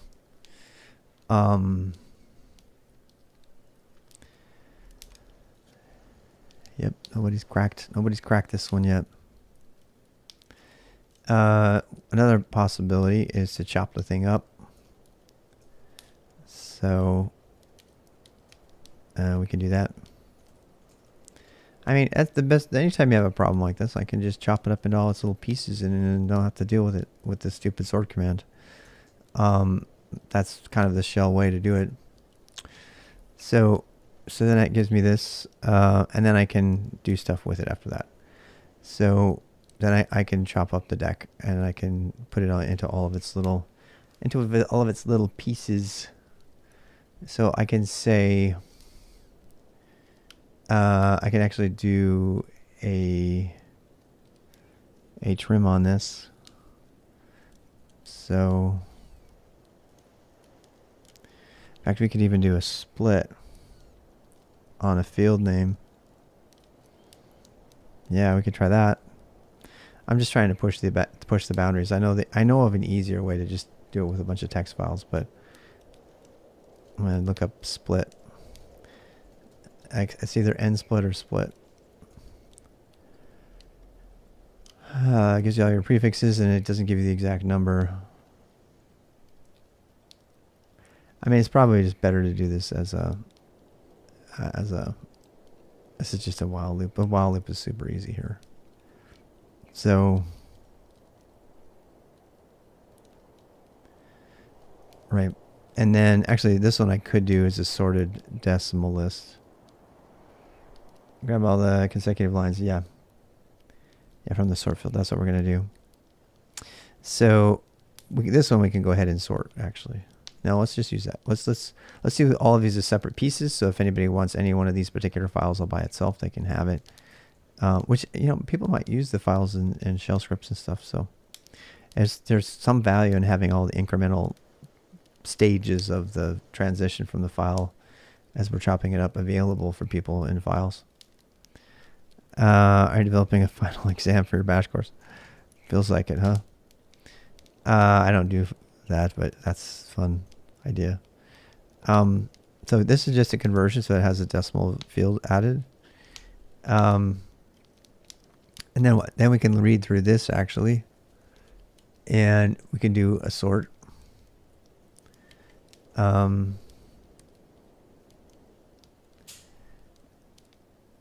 mean, I actually could do all of these as separate things, which is kind of fun. I could do download. I could do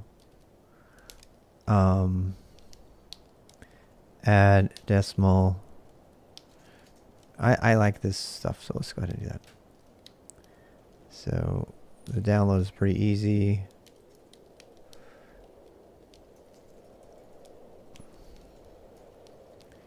Add a decimal. Nice. C code.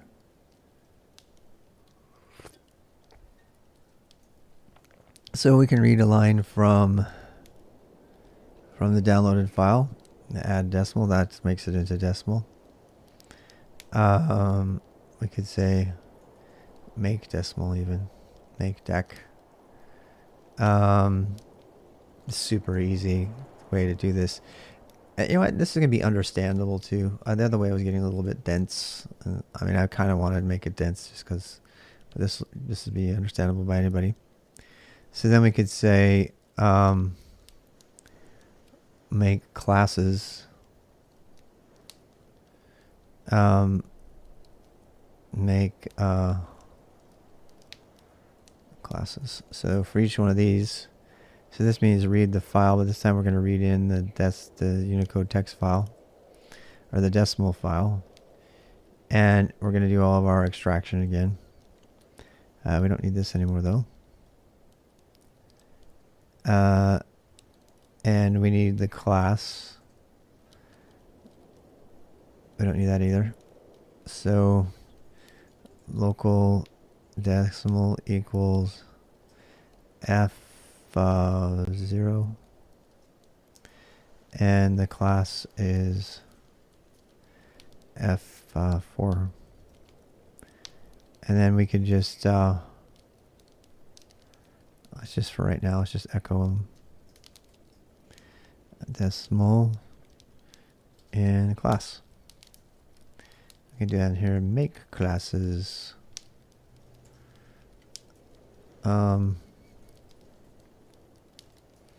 Download, make decimal, make classes. So it is one indexed. Oh, right. I always flub that one. I think it's 4 now though. It was 3 before. Oh, you're right. You're right. No, you're right. Yep, I did the math. Oh, that's a different thing. That's my leftover. Yep. Yep. Yep. Yep.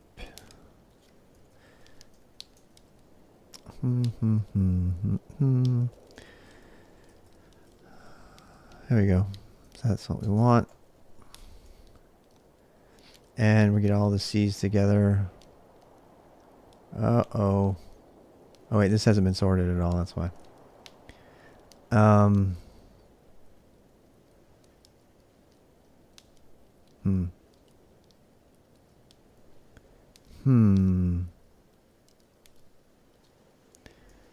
wonder.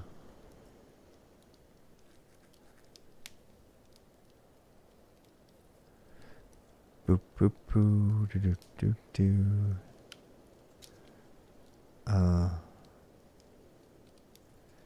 Hex has fields 2.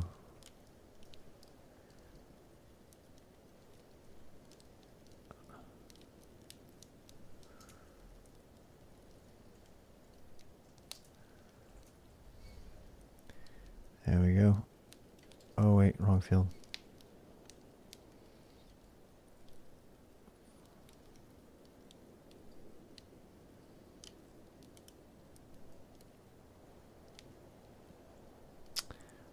Right.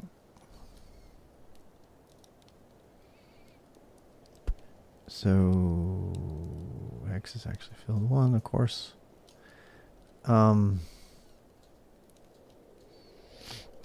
The problem we have is that we're not sorted by class right now. Especially that. Look at that one, man. That was like a mess. That's gonna be a lot of stuff.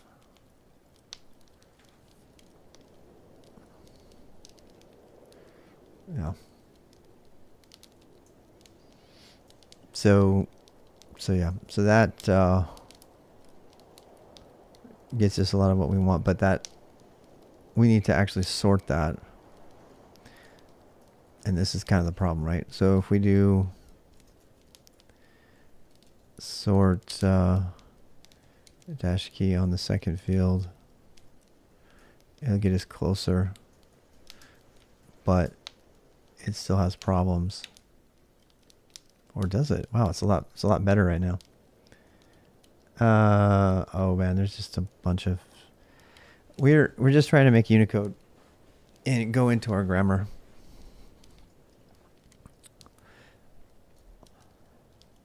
Oh wow, that looked good. Did you see that? Wow, how come it's working now? I think that's funny, it's working now with the sort. Yep. It's totally working. Because it preserved the previous order. You see in this? Yep. This works. Uh-oh. That didn't work. No siree. Look at that. We have a CF. It's out of order. Freak.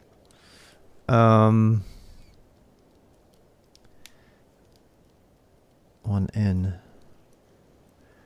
See now, man, that just blows it away. See, I tried to even do in numeric order, and it just does not do it. It does not see it as a numeric. There's something going on with the one N that's not working. Sort is not working. It's not doing what it's supposed to. Sort by numeric. Sort with punt. Just on 2.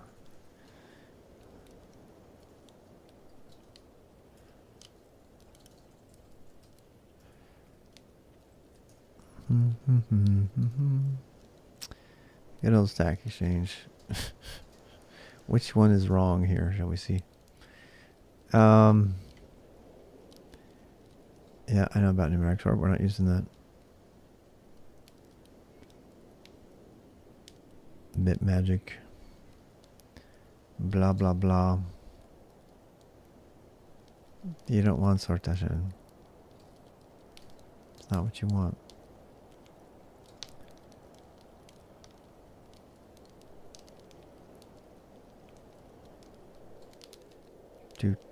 Doesn't work. Sortation doesn't work. People. Does not work.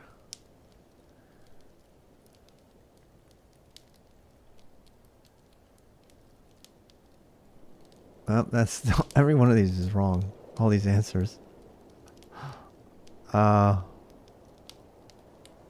Wait. It can't be that simple. Nope. I don't feel dumb. They're all those answers are wrong.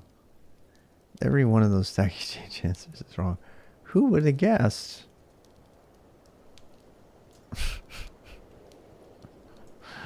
I just think it's so funny. They're all wrong. There's like 10 answers and every one of them is wrong.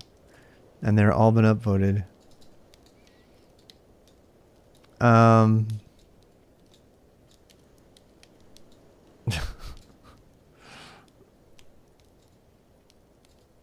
It should not be this hard to know how to sort. That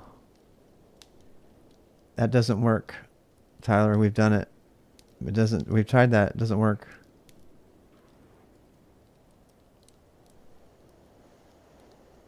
We've tried it. I mean, maybe you are missing, maybe you can help us with the syntax, but look. So, all right. Yeah, we did. Are you talking about 2 Ks? You're telling me you can have multiple key formats? That would blow my mind. If that's true, cool, but you're talking about doing, wait. So build, all right. So sort dash K, we want the first one to sort first. I've never seen that. I've never seen that, but I'm willing to try anything at this point. Yeah, no, it's like a regular field. It has 2 things in one.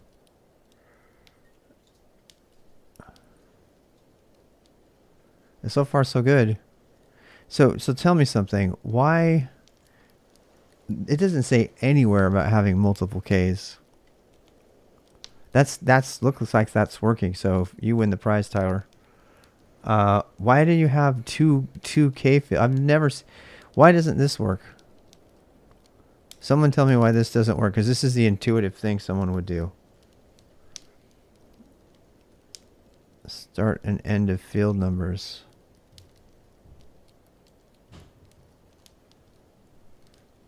No, that's not in the man page. Okay, that works, but I want to see why. Look, if you look at sort says, I mean, God bless these horrible man pages, right? It says here, yeah, that was really good. So what you're saying is that you have to have multiple dash key ranges. That there is no way you would get that from the man page. There's no freaking way. And you wouldn't get it from Stack Exchange either, because all of those answers are wrong. But we know what to do. Thanks to Tyler. 1,000 points to Tyler. Tyler gets 1,000 points.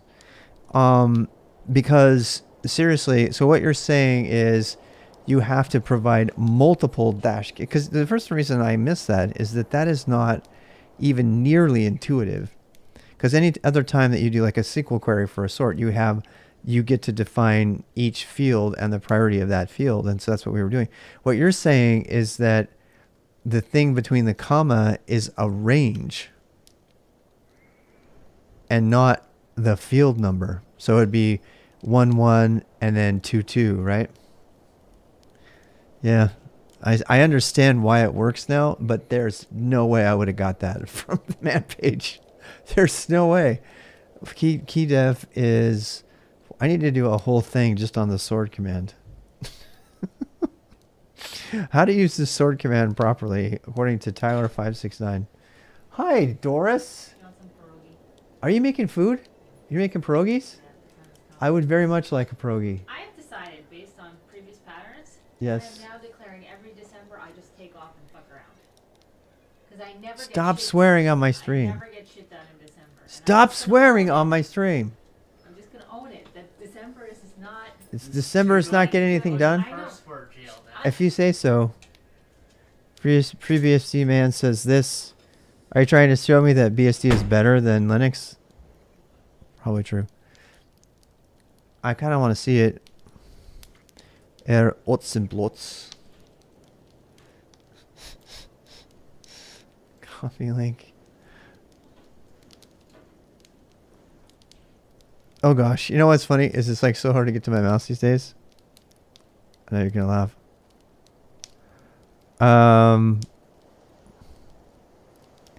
Can't you use eeks instead? Links last. That's another thing I need to fix. That's not it. This is I hate this about WeChat. WeChat doesn't dump out my stuff fast enough. I'm trying to curl it, but I don't want to use my mouse, and I'm trying to use my new fancy thing. This is the biggest... I made this really cool thing so I can do links last, and it will grab the URL from the chat and go to it without me cutting and pasting.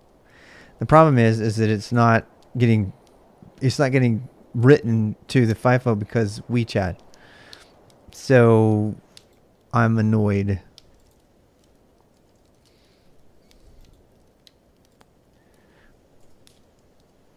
Yeah. Define a restricted sort key that has starting position. Yeah.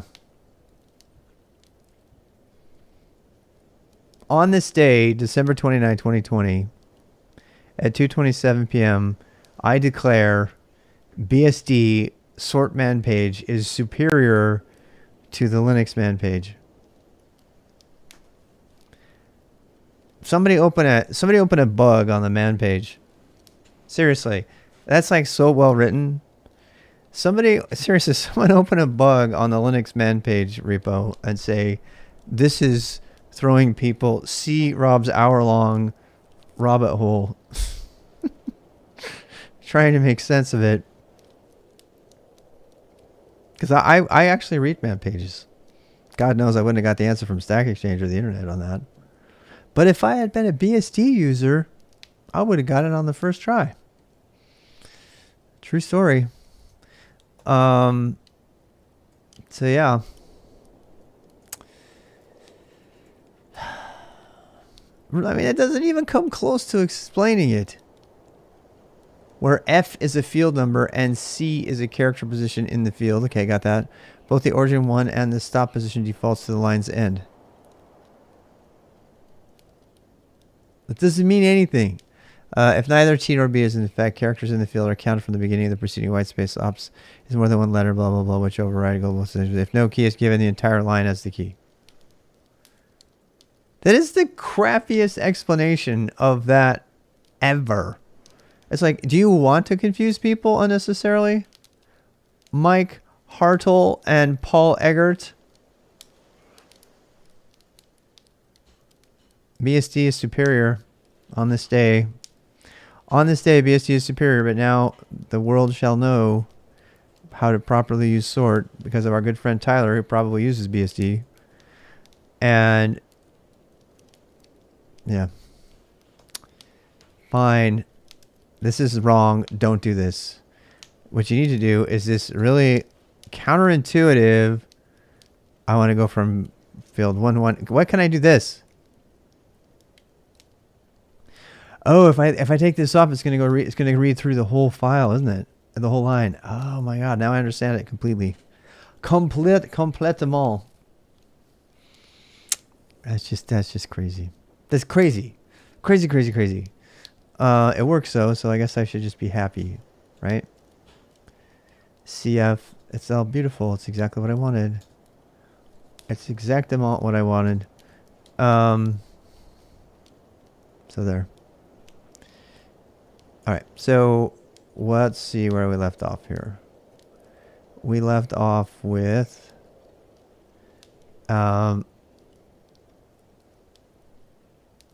I mean, we could do the decimal, and that's fine. And then we could do the classes by organizing it into classes. Actually, you know what we could do? We could do a big one that's just classes too. Actually, no. Let's do this. Let's make. First of all, let's make an entire file that's just classes. This is going to read the deck file in, and we're going to output that as a sorted file for classes, and we're going to use T. Then we're going to use K 2 comma 2n, no, 2 dash K 1 comma 1 n, and then what? And then we're going to do, I think that's it. So that's it. We're going to sort that by Unicode classes txt. So let's try that one. So Unicode classes txt. I got it by CC. It didn't work. I have failed somehow. Oh, I know why. We didn't print out. No. We did not. Oh, right. It actually did work. Yes. Are we ready? I just want a hug. Okay. You want me to take a break like right now? I'm going to take a break. Give me a second, guys. My wife needs a break. I need a break. I'm right on the verge of victory on this one thing. Continue. I'm almost there. I'll be back. She's the best. I gotta go spend some. She's yeah. CC. Wait, that didn't do it. Or did it? I don't think it did it. Oh, this is like so, we're so close. CC. Wait.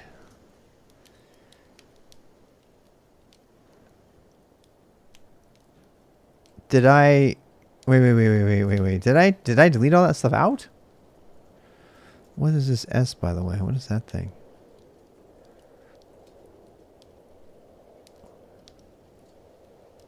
I did something along the way. Oh, right. Oh. No, we did the deck. And then...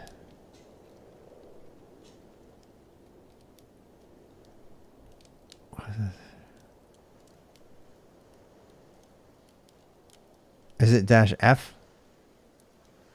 God, I can't remember now. I need a break. It's dash T. It is dash T. I have that.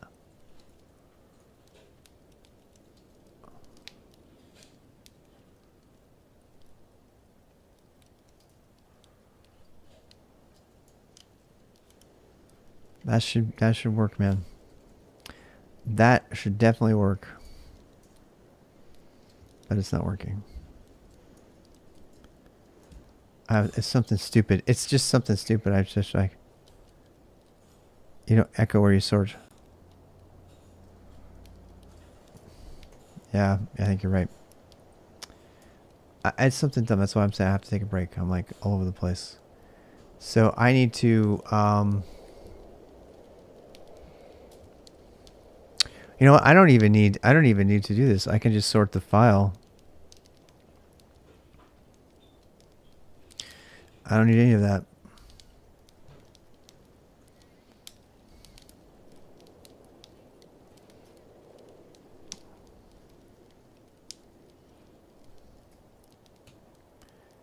Um,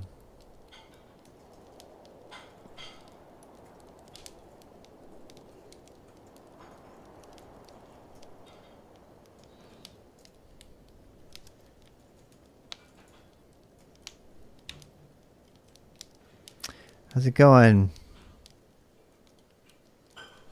We need that. In this case, we need dash T though.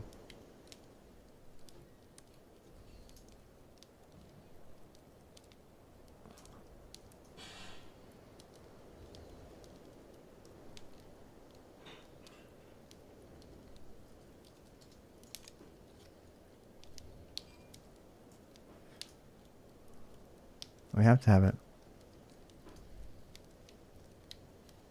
No, you were thinking about the other operator. Nice. Dash T. This should work.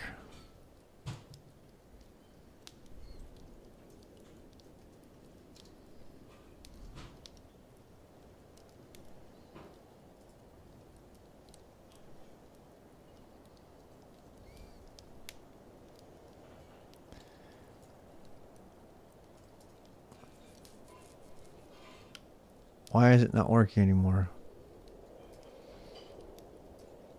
Dagnabbit.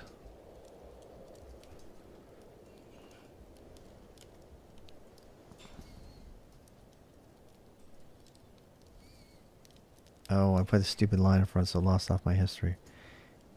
Erg.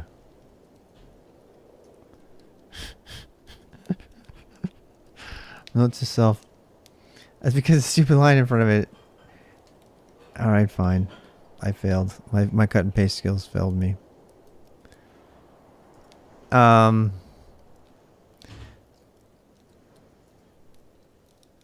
let's get rid of this part.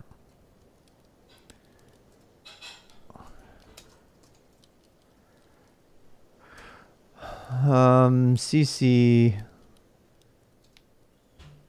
We had everything working and now it's not working. And I broke it in some dumb way and I'm trying to figure out why. So first of all, it's field 1, 2, 3, 4. That's what's going on. Oh my god. Could it really, is it just that? Yep, there we go. Yep. I have a feeling this is gonna work now.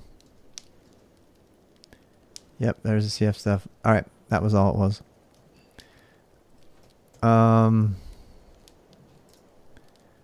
feel dumb. I'll put this here. 4. And that'll give us a nice sort of thing. And then what? Then we can like break it all out if we want to, but we don't have to, but we can. Might as well. I mean, I might as well. If people want to use it. So that's a good stopping point. The rest of the stuff's downhill kind of from here. So I will be working on it nevertheless. I'm going to take a quick break though. But now we have our Unicode classes. And this should be all organized, nice and pretty now.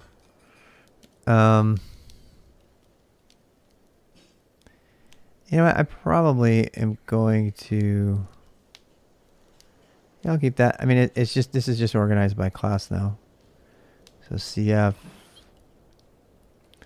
etc. And it's in order. It's in numeric order. Good job. Good job. But we did the decimal conversion. We got that.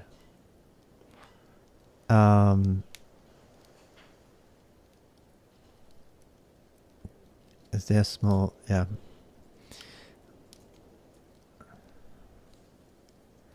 And then we have assorted. Nice. All right. So, well, sorted is a dubious name. All right. I'm going to take a break. Talk to you in a bit.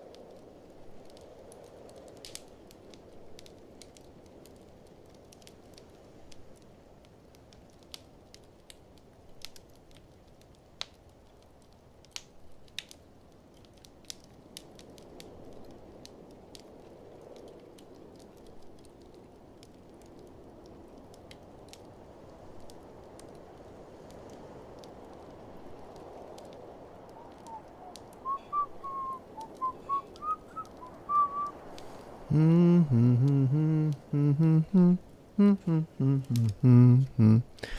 still have that in my head. And a partridge in a pear tree. Alright. What am I doing? Oh, I have to go here in an hour, so wrap this up this hour and leave it on a good spot, maybe commit it even. So let's organize our classes. So we went ahead and we made the classes thing. Now we can go through that and break it up. Let's break it up, shall we? So how do we break that up? We can break it up by saying, if we detect a new class, make a new file. Not too hard. Really not too hard. Well, read line from Unicode text classes.txt, which has been sorted at that point, so we don't have to worry about anything. We need to parse in the class, but that's it. Which one is class? Classes field. I'll split it up the line. Local class equals F. What is it? F4. Right. No, 3. K4, F3. Yeah. And then what?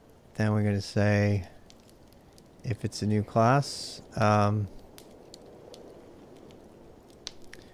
let's do last class. So last class, local last class is blank. Then what? I'm going to say if, let's say current file. How about that?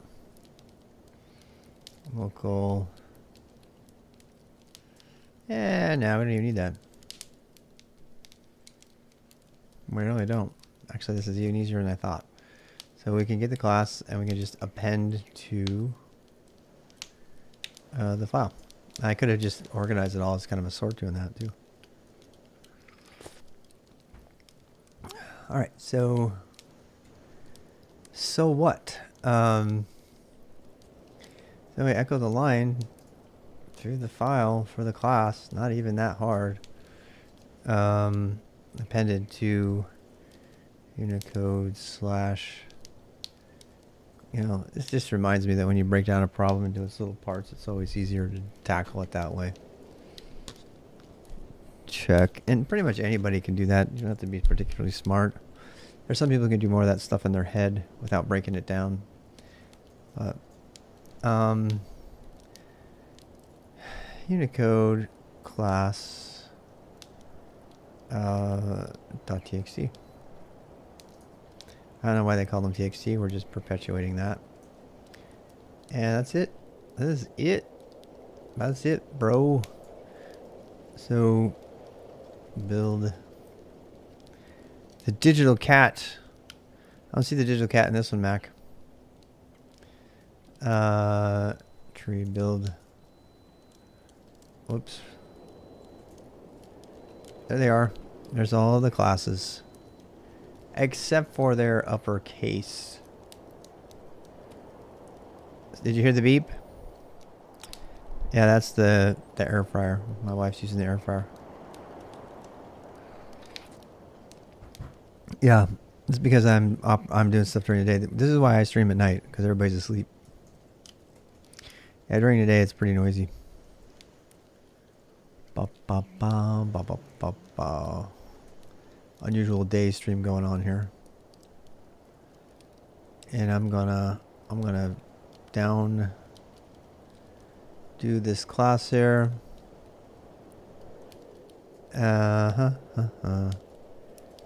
Let's do that. White noise. Still I need white noise? Yeah. That is not white noise. It's not. It's not white noise.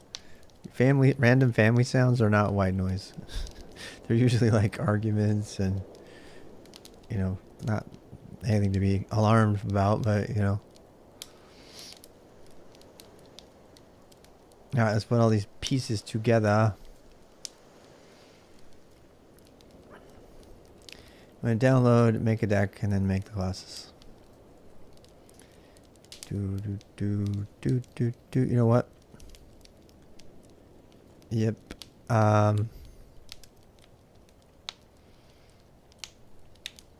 Cool.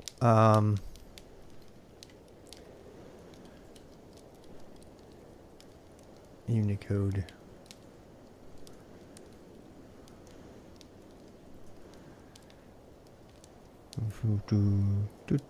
Build. We're going to download it and do the thing and make the thing. Oh my gosh, it's beautiful. So, Unicode cc.txt. Here's all of the cc entries.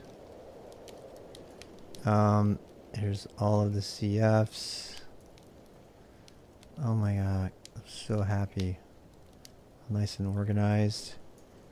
The rest is easy. The rest is downright easy. Machine learning on a microcontroller. Oh wow. It can recognize signal patterns? That is super cool. Did it have the model already created for you? That's starting to become the way of things, right? Is that there's all these really awesome models that have already been built. Yeah.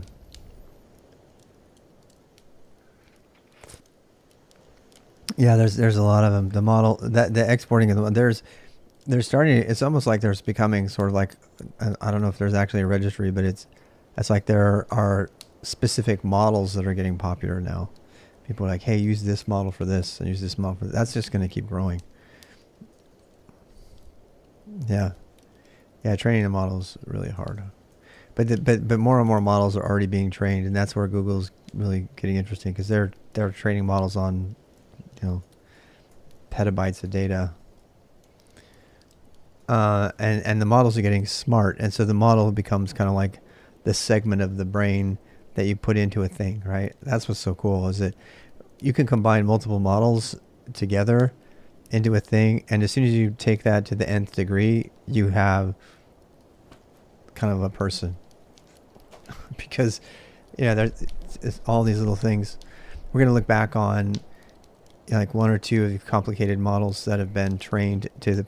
As soon as we start collecting hundreds of trained models into single entities to do things, yeah, do a Turing test at it, right? But it's just a model. I mean, yeah, but it's still always stilted. How's it going? No, I don't hack. Well, it depends on how you define hacking, right? I do a lot of coding. No, I've been doing more development rather than hacking. I enjoy it. I just don't have time for it. I've been doing a lot of training though. Friday, Saturday, and Sunday. Doing a lot of stuff there. Sometimes I end up hacking without wanting to, because hacking is really just understanding how things work at the end of the day. You know what I'm saying?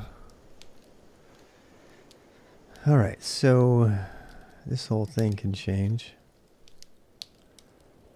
I don't need to do any of that. That's all a lot easier now. Thank God. Pardon me. This can go away. All that can go away. All of that can go away.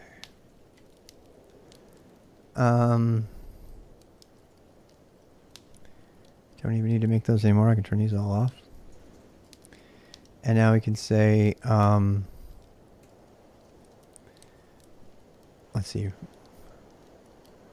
write Unicode. How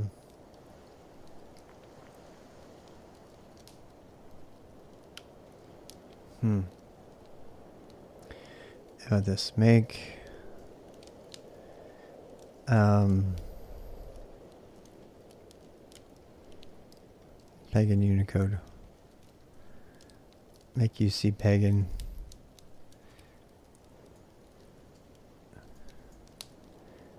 Make PEGN Unicode.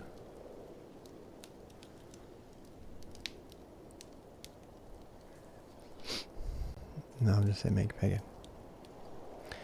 Alright. Make PEGN.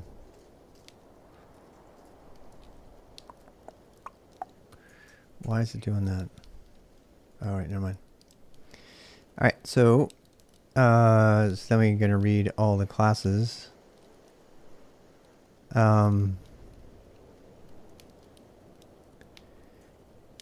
And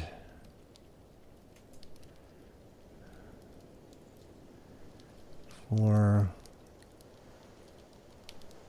file, I guess. File in Unicode txt do done go file.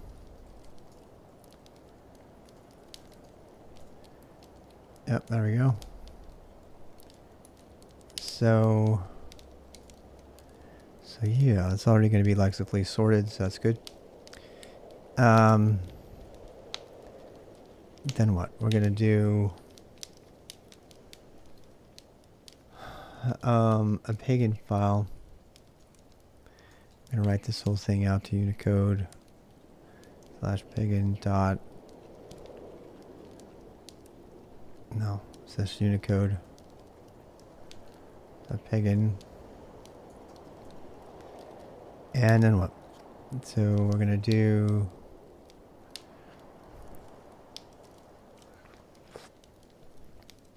our states. We have to have our states. So what are our states? So if we have, actually we don't need that because it would be per file.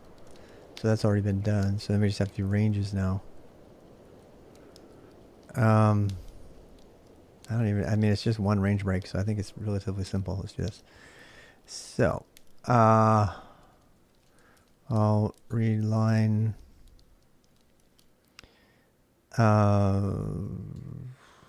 do done, file, then what? Oh boy, I actually ran out of time on my thing.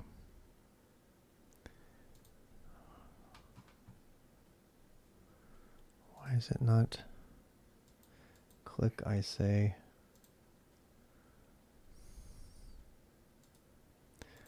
That's very odd. Oh, wait.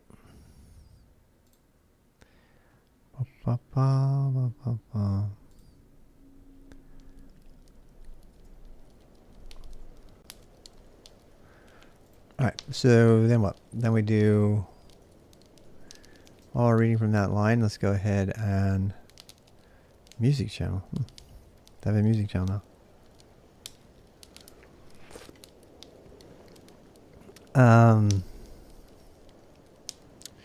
What? We have...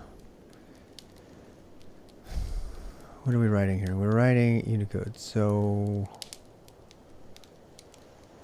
before we even do the thing, we need to write out a new one. So echo, we need to get the class from the file name. I mean, I'm being really cheap here. So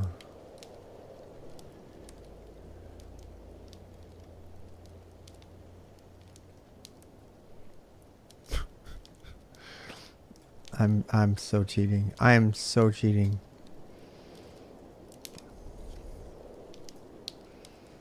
I'm cheating. I'm not even gonna lie.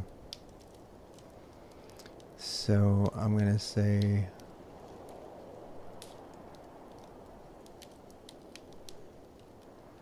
let me see. I mean, there's a million ways I could do this.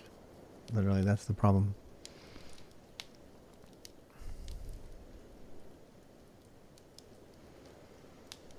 Let's do this one.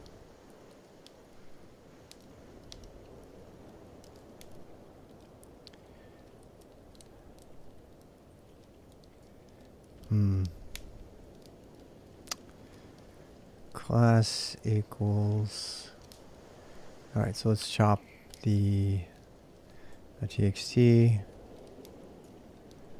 and class equals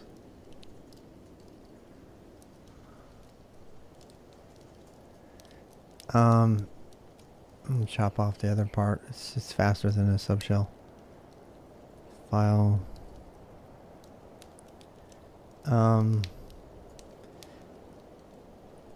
Yeah, I mean, I could just do. There's so many ways to do this. Let's just try this one then.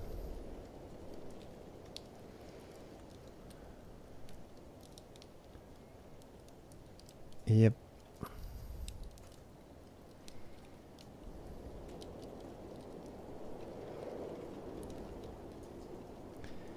All right. Code PEGN.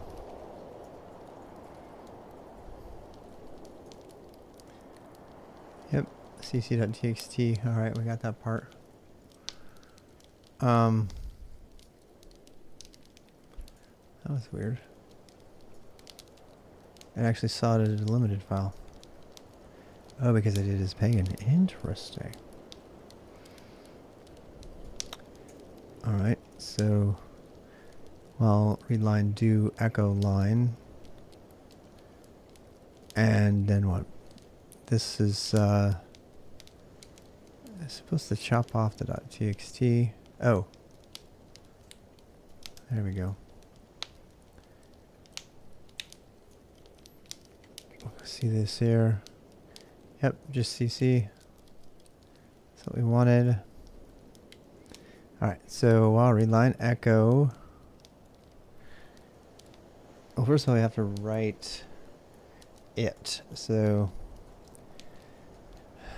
echo UC underscore class. And then what? And then one of those. And then we're going to have a range. So, yeah. I think it'll be interesting. So, yeah. There we go. So we start out with our range, and now we're just gonna. I mean, if I wanted to, I could do this. I mean, I don't want to do it this way, but I could just make them all there. But we're gonna detect a gap. So local dec equals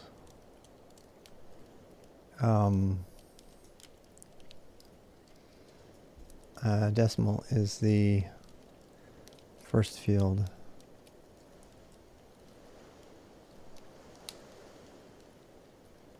Of the line.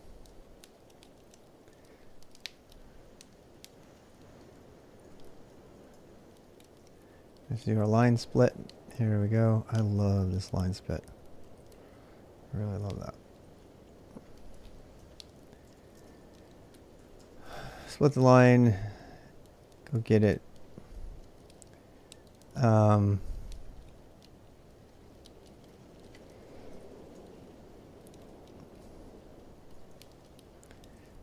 Oops. And yeah, there's all our numbers.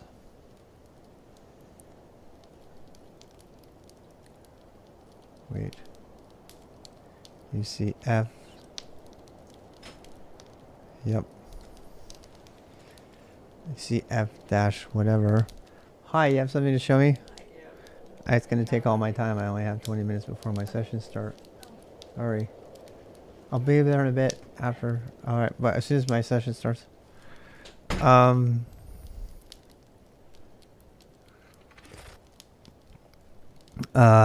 OS all the way. That's my recommendation. You can compare them all. Do not do Manjaro. It's horrible. That's also my recommendation. Do what you want though. Research your stuff. Alright, so we have to detect a gap here. So if I have a gap, that we have to keep track of the last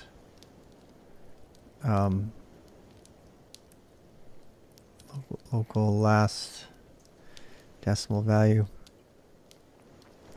So if we don't have the last value, so if the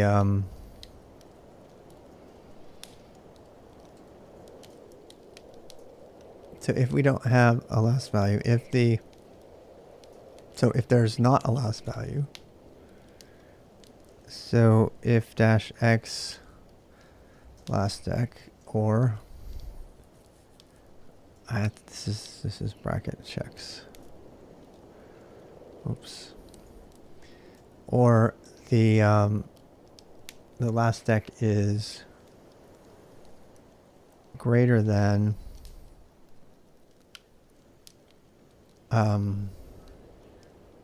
actually, let's do this. Let's make the last decimal value 0.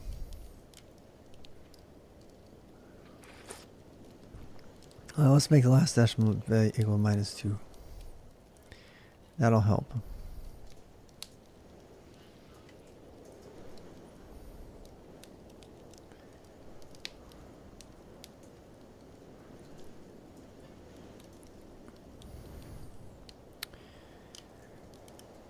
All right, so if we can just do our normal thing then. We can do the mathematical comparison. You can say if the current decimal value is greater than the last decimal value plus 2, then we have a new one. So echo dash n and put this here. And then what? Then we have the n hex, the u. Oh, we have to get the hex value and the class. So the hex value is the second field. So we'll put the hex value here. And yeah.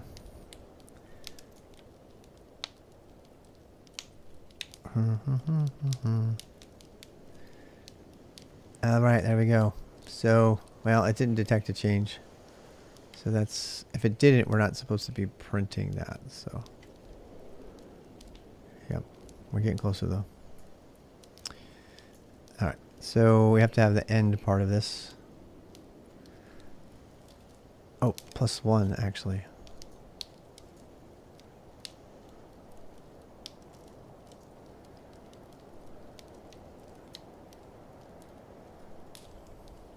Yes. Yes. Good. We're getting there. All right. So then what? Then we have. So that means that we have a break.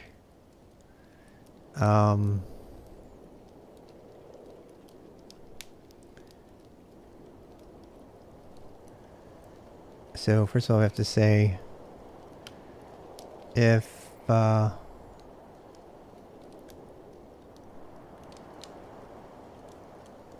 in range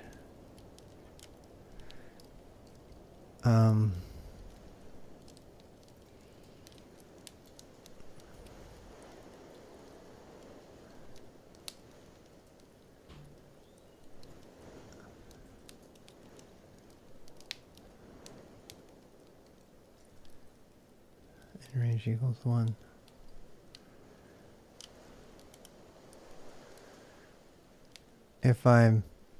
This says that if I'm in a range, then hi Quim. So if I'm in a range, then close it off.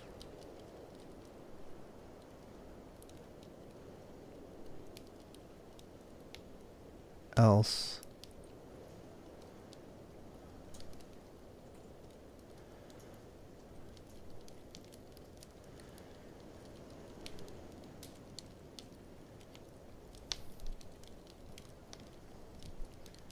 If I'm in a range, then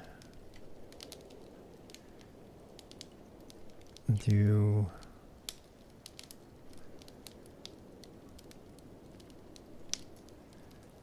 echo dash n dash hex.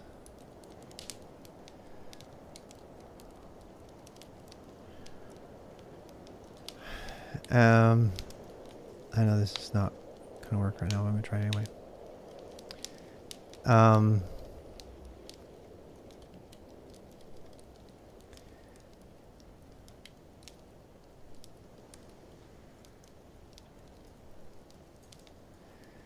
So if I was already in a range, then close it off and say I'm not in a range anymore.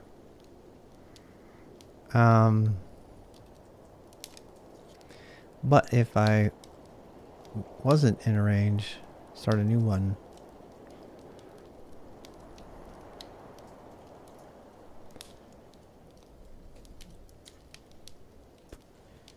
Get the VI.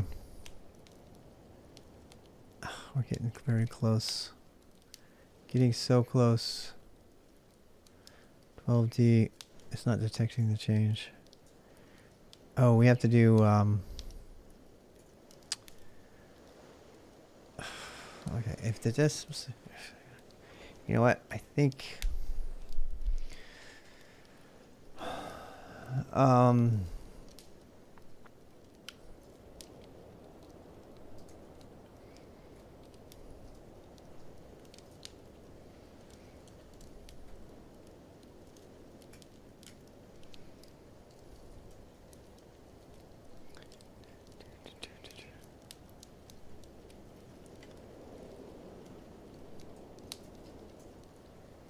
no, it's not going to work.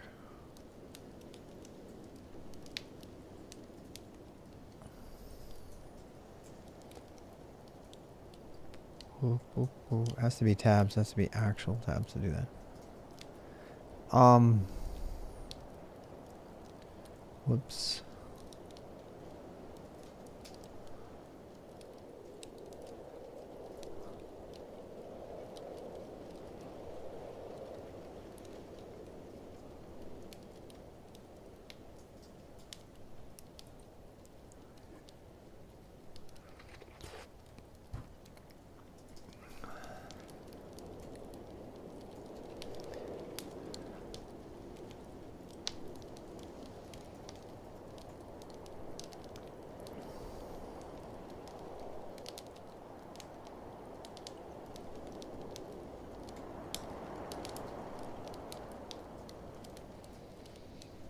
I'm gonna run this.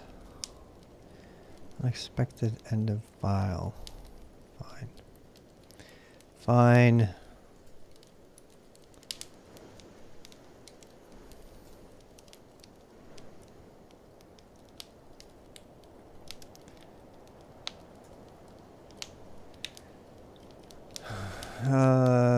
It's not a gap. There's not a gap there. So there's something going wrong with my logic.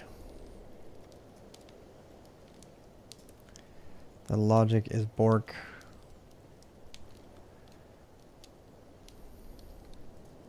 I shouldn't have to do this, but I'm going to try it. Oh, I know why. Because I didn't change it. Oh, God, I'm so stupid. I'm so stupid. All right, so...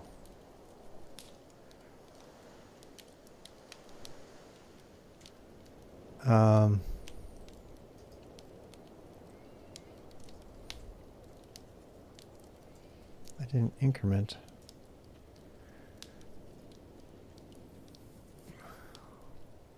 There we go. So that's a weird one off, but the rest of them are going to work. Watch. So we're going to go down here. Gap. Yep. See? Wait. That should not have been a gap. So 127 to 128 is not a gap. Why does it think that's a gap? Why does it think 136 is a gap? Well, that is... No, that's not a gap. This is a gap.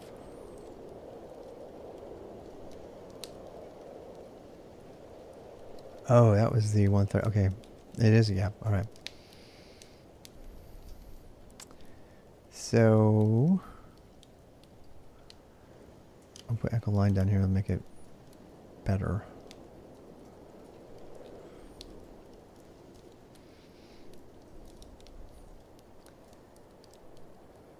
There's our gap. So we have a little gap because of the beginning one, and then we have a gap here, and then we have a gap here.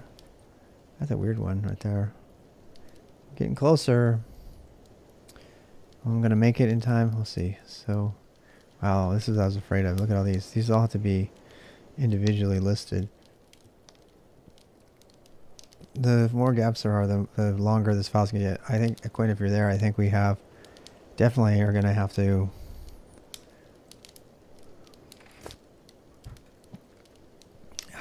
I know. I think we're gonna have to make it a separate file because it's gonna be pretty long, my friend. This is just one class.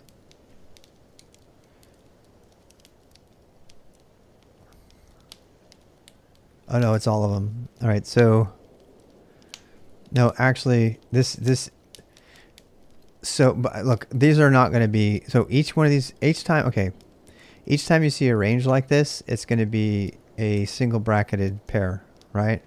This to this, same with this, but this is what I was afraid of. See the disconnects here.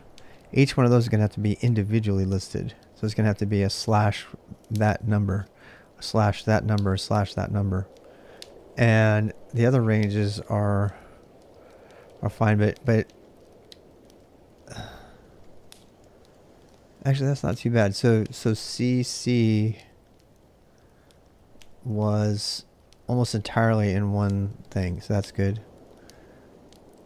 Some of these, if we have this, oh, that's an awesome one. This one's awesome. That's a huge range. Huge range. It's these that are the bad ones. The ones that are broken down a lot like this. Yeah, those are bad because they have to be individually listed. These we want. It's not too bad. Oh my gosh. So far so good. Hey, Luba. That's all one range, so that's fine. It's the ones that are really broken up that are going to be a problem. Like this one. Ooh. LL looks pretty bad. That's because that's interspace. There's like lower and upper, lower, upper, lower, upper. Upper is going to be the same way. Watch, it's going to be the same way. That's going to be tough, man. So that's like a bunch of individual, but they'll all be crammed onto like 5 or 6 lines. This should be fine. We're going to find out pretty soon enough. Man, we're really close actually. So I might finish this.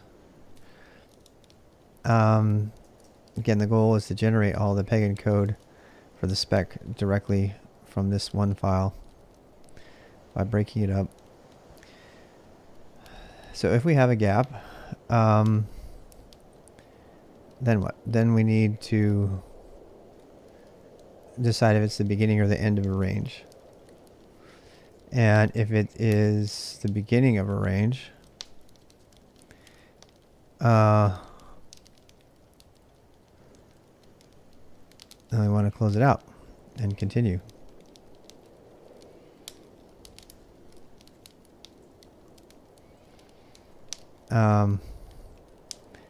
If it is the end of a range,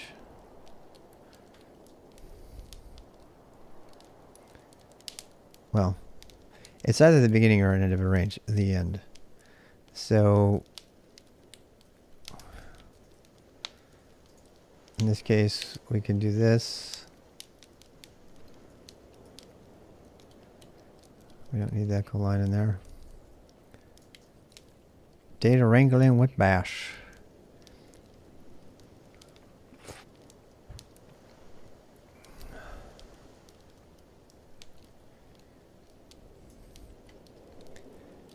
And if we get a gap,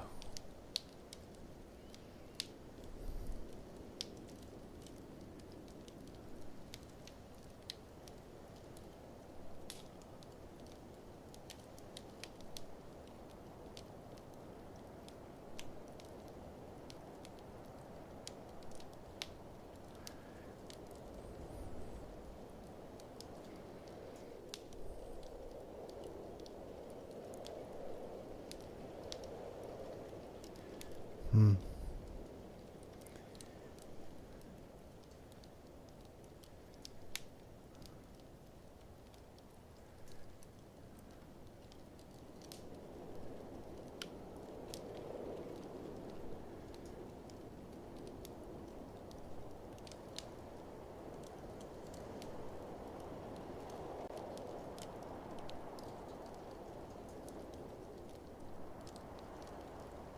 This is such a hack. I don't care though.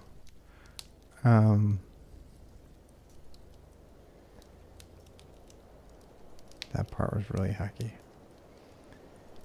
Oh, there we go. Oh, we are so close. So there's the first range. The first range works.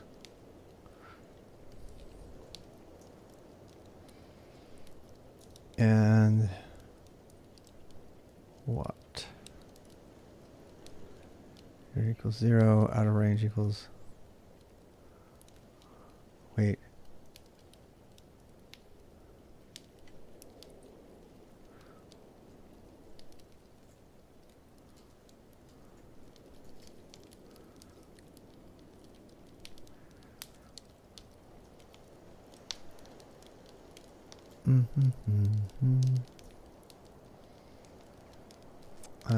Put them on the same line.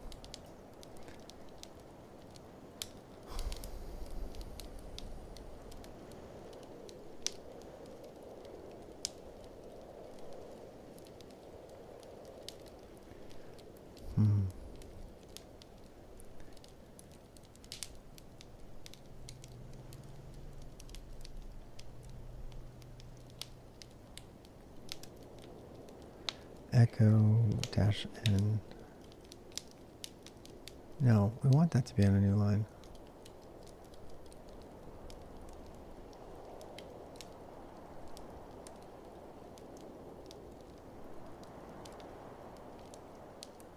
Why is that on a new line?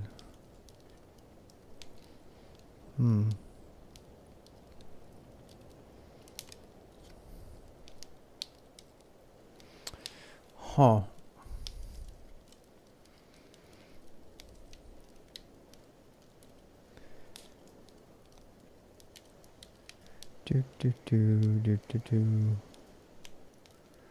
I should not be putting it on a new line. I'm kind of baffled by that. See, even down there it does it right.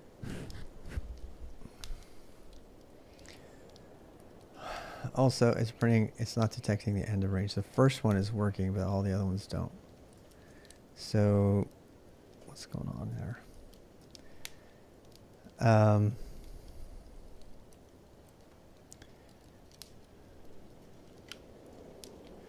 Oh, I know what's going on.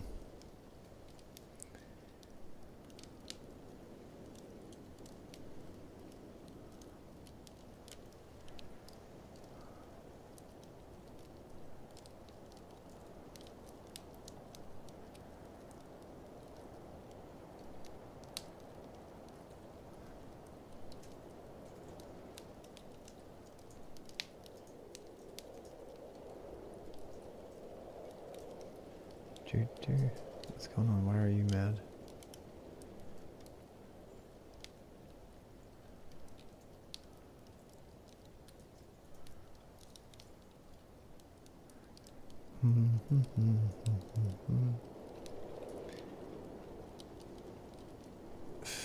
Still not happy. What's going on here? So no matter what, it keeps putting this one. If not in range.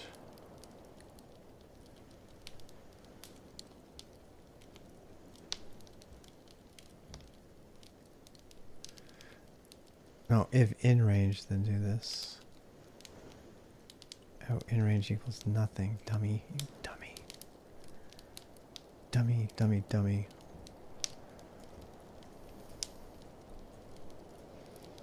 There we go. Oh. Oh man, we're so close. Yep, we got the first one. Just gotta get it on the same line now. Starting to look pretty.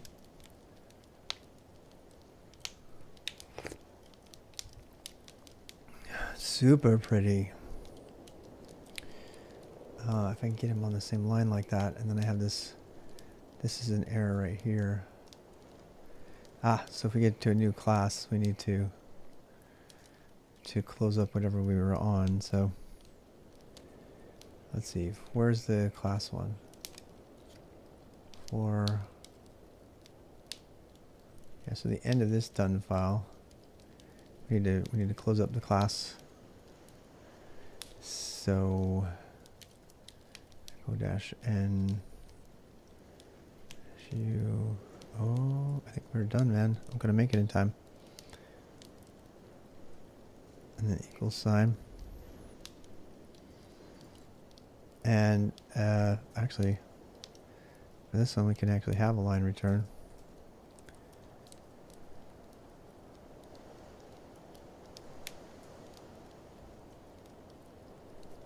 Yep. Well, that's not good.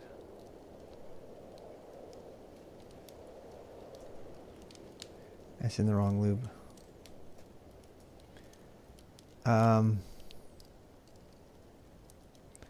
Yeah, that goes here.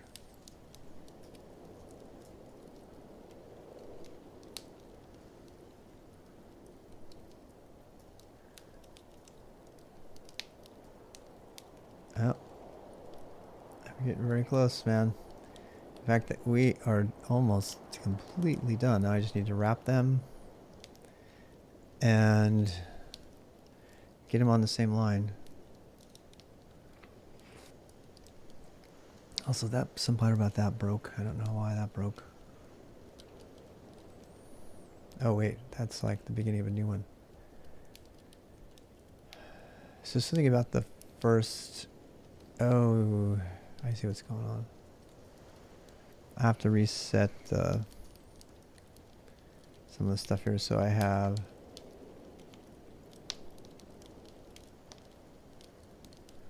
There's last second -2.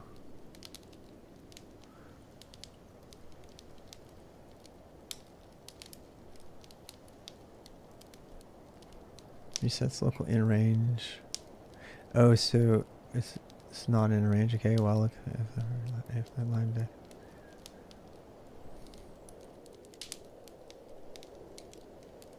So for some reason it's not detecting. It still thinks it's in range.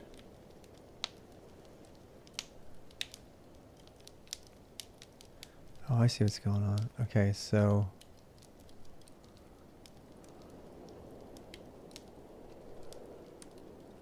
it's not in range.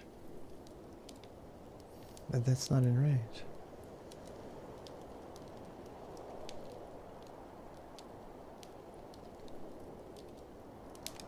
No, it was in a range. Oh, I see.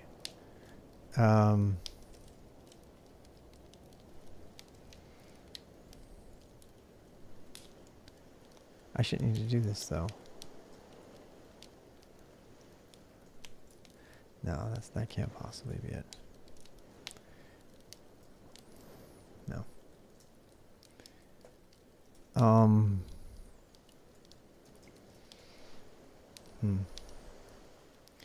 If I can figure out why that initial one is wrapping, I think I might be able to fix it. I think the class name might have a line in it. Nope. That's not it. Something about this is wrong. Oh. Duh. Derp derp derp. Derp derp derp derp derp. Derp derp derp derp. Ooh. And that's how it's done. Got a little quirk going on with this one, but the other ones are all good. Wow, that's what I'm talking about. Look how long that one is. What? Look how long that is, man. I'm going to have to limit the number per line, but that's totally doable. It's only 13 lines. It's not too bad. It's got some quirks still, though. 29 to 29. Oh, no. crap. We're going to have to write stuff that says if the number is... yeah, I'm going to have to fix it up. Because if the number is the same, if it has only one in the class, I'm going to actually have to... I think I'm going to have to build an associative array of all the ranges and then just write out the ranges. Yeah, that's probably the right way to do this because there's no way for me to detect ranges of one value. Because I don't have... Oh, I guess I do.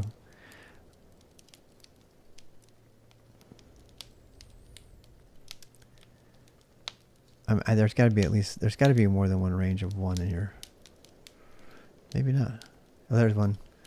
So I use 2029 and I gotta be able to text and say if the next one is bigger.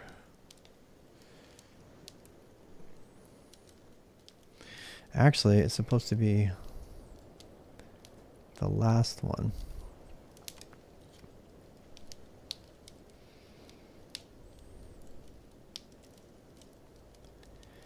Oh, I want last hex, not that.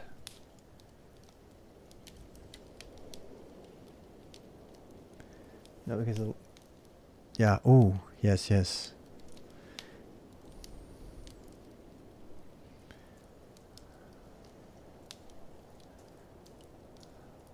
Last hex. Yep. Yep.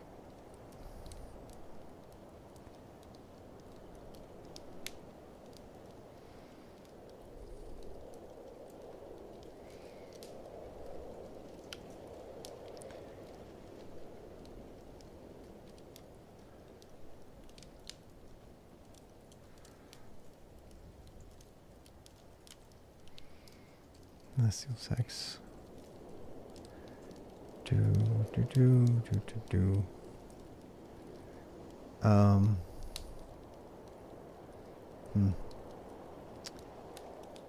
don't know, we'll see. It seems to have worked. Oh, because it didn't get advanced yet.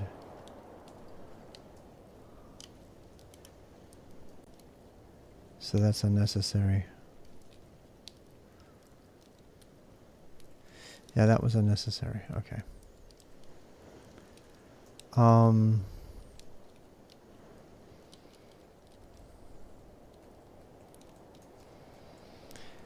If the hex is greater than...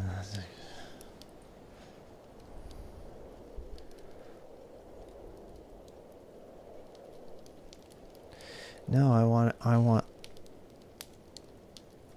the last hex. Yep.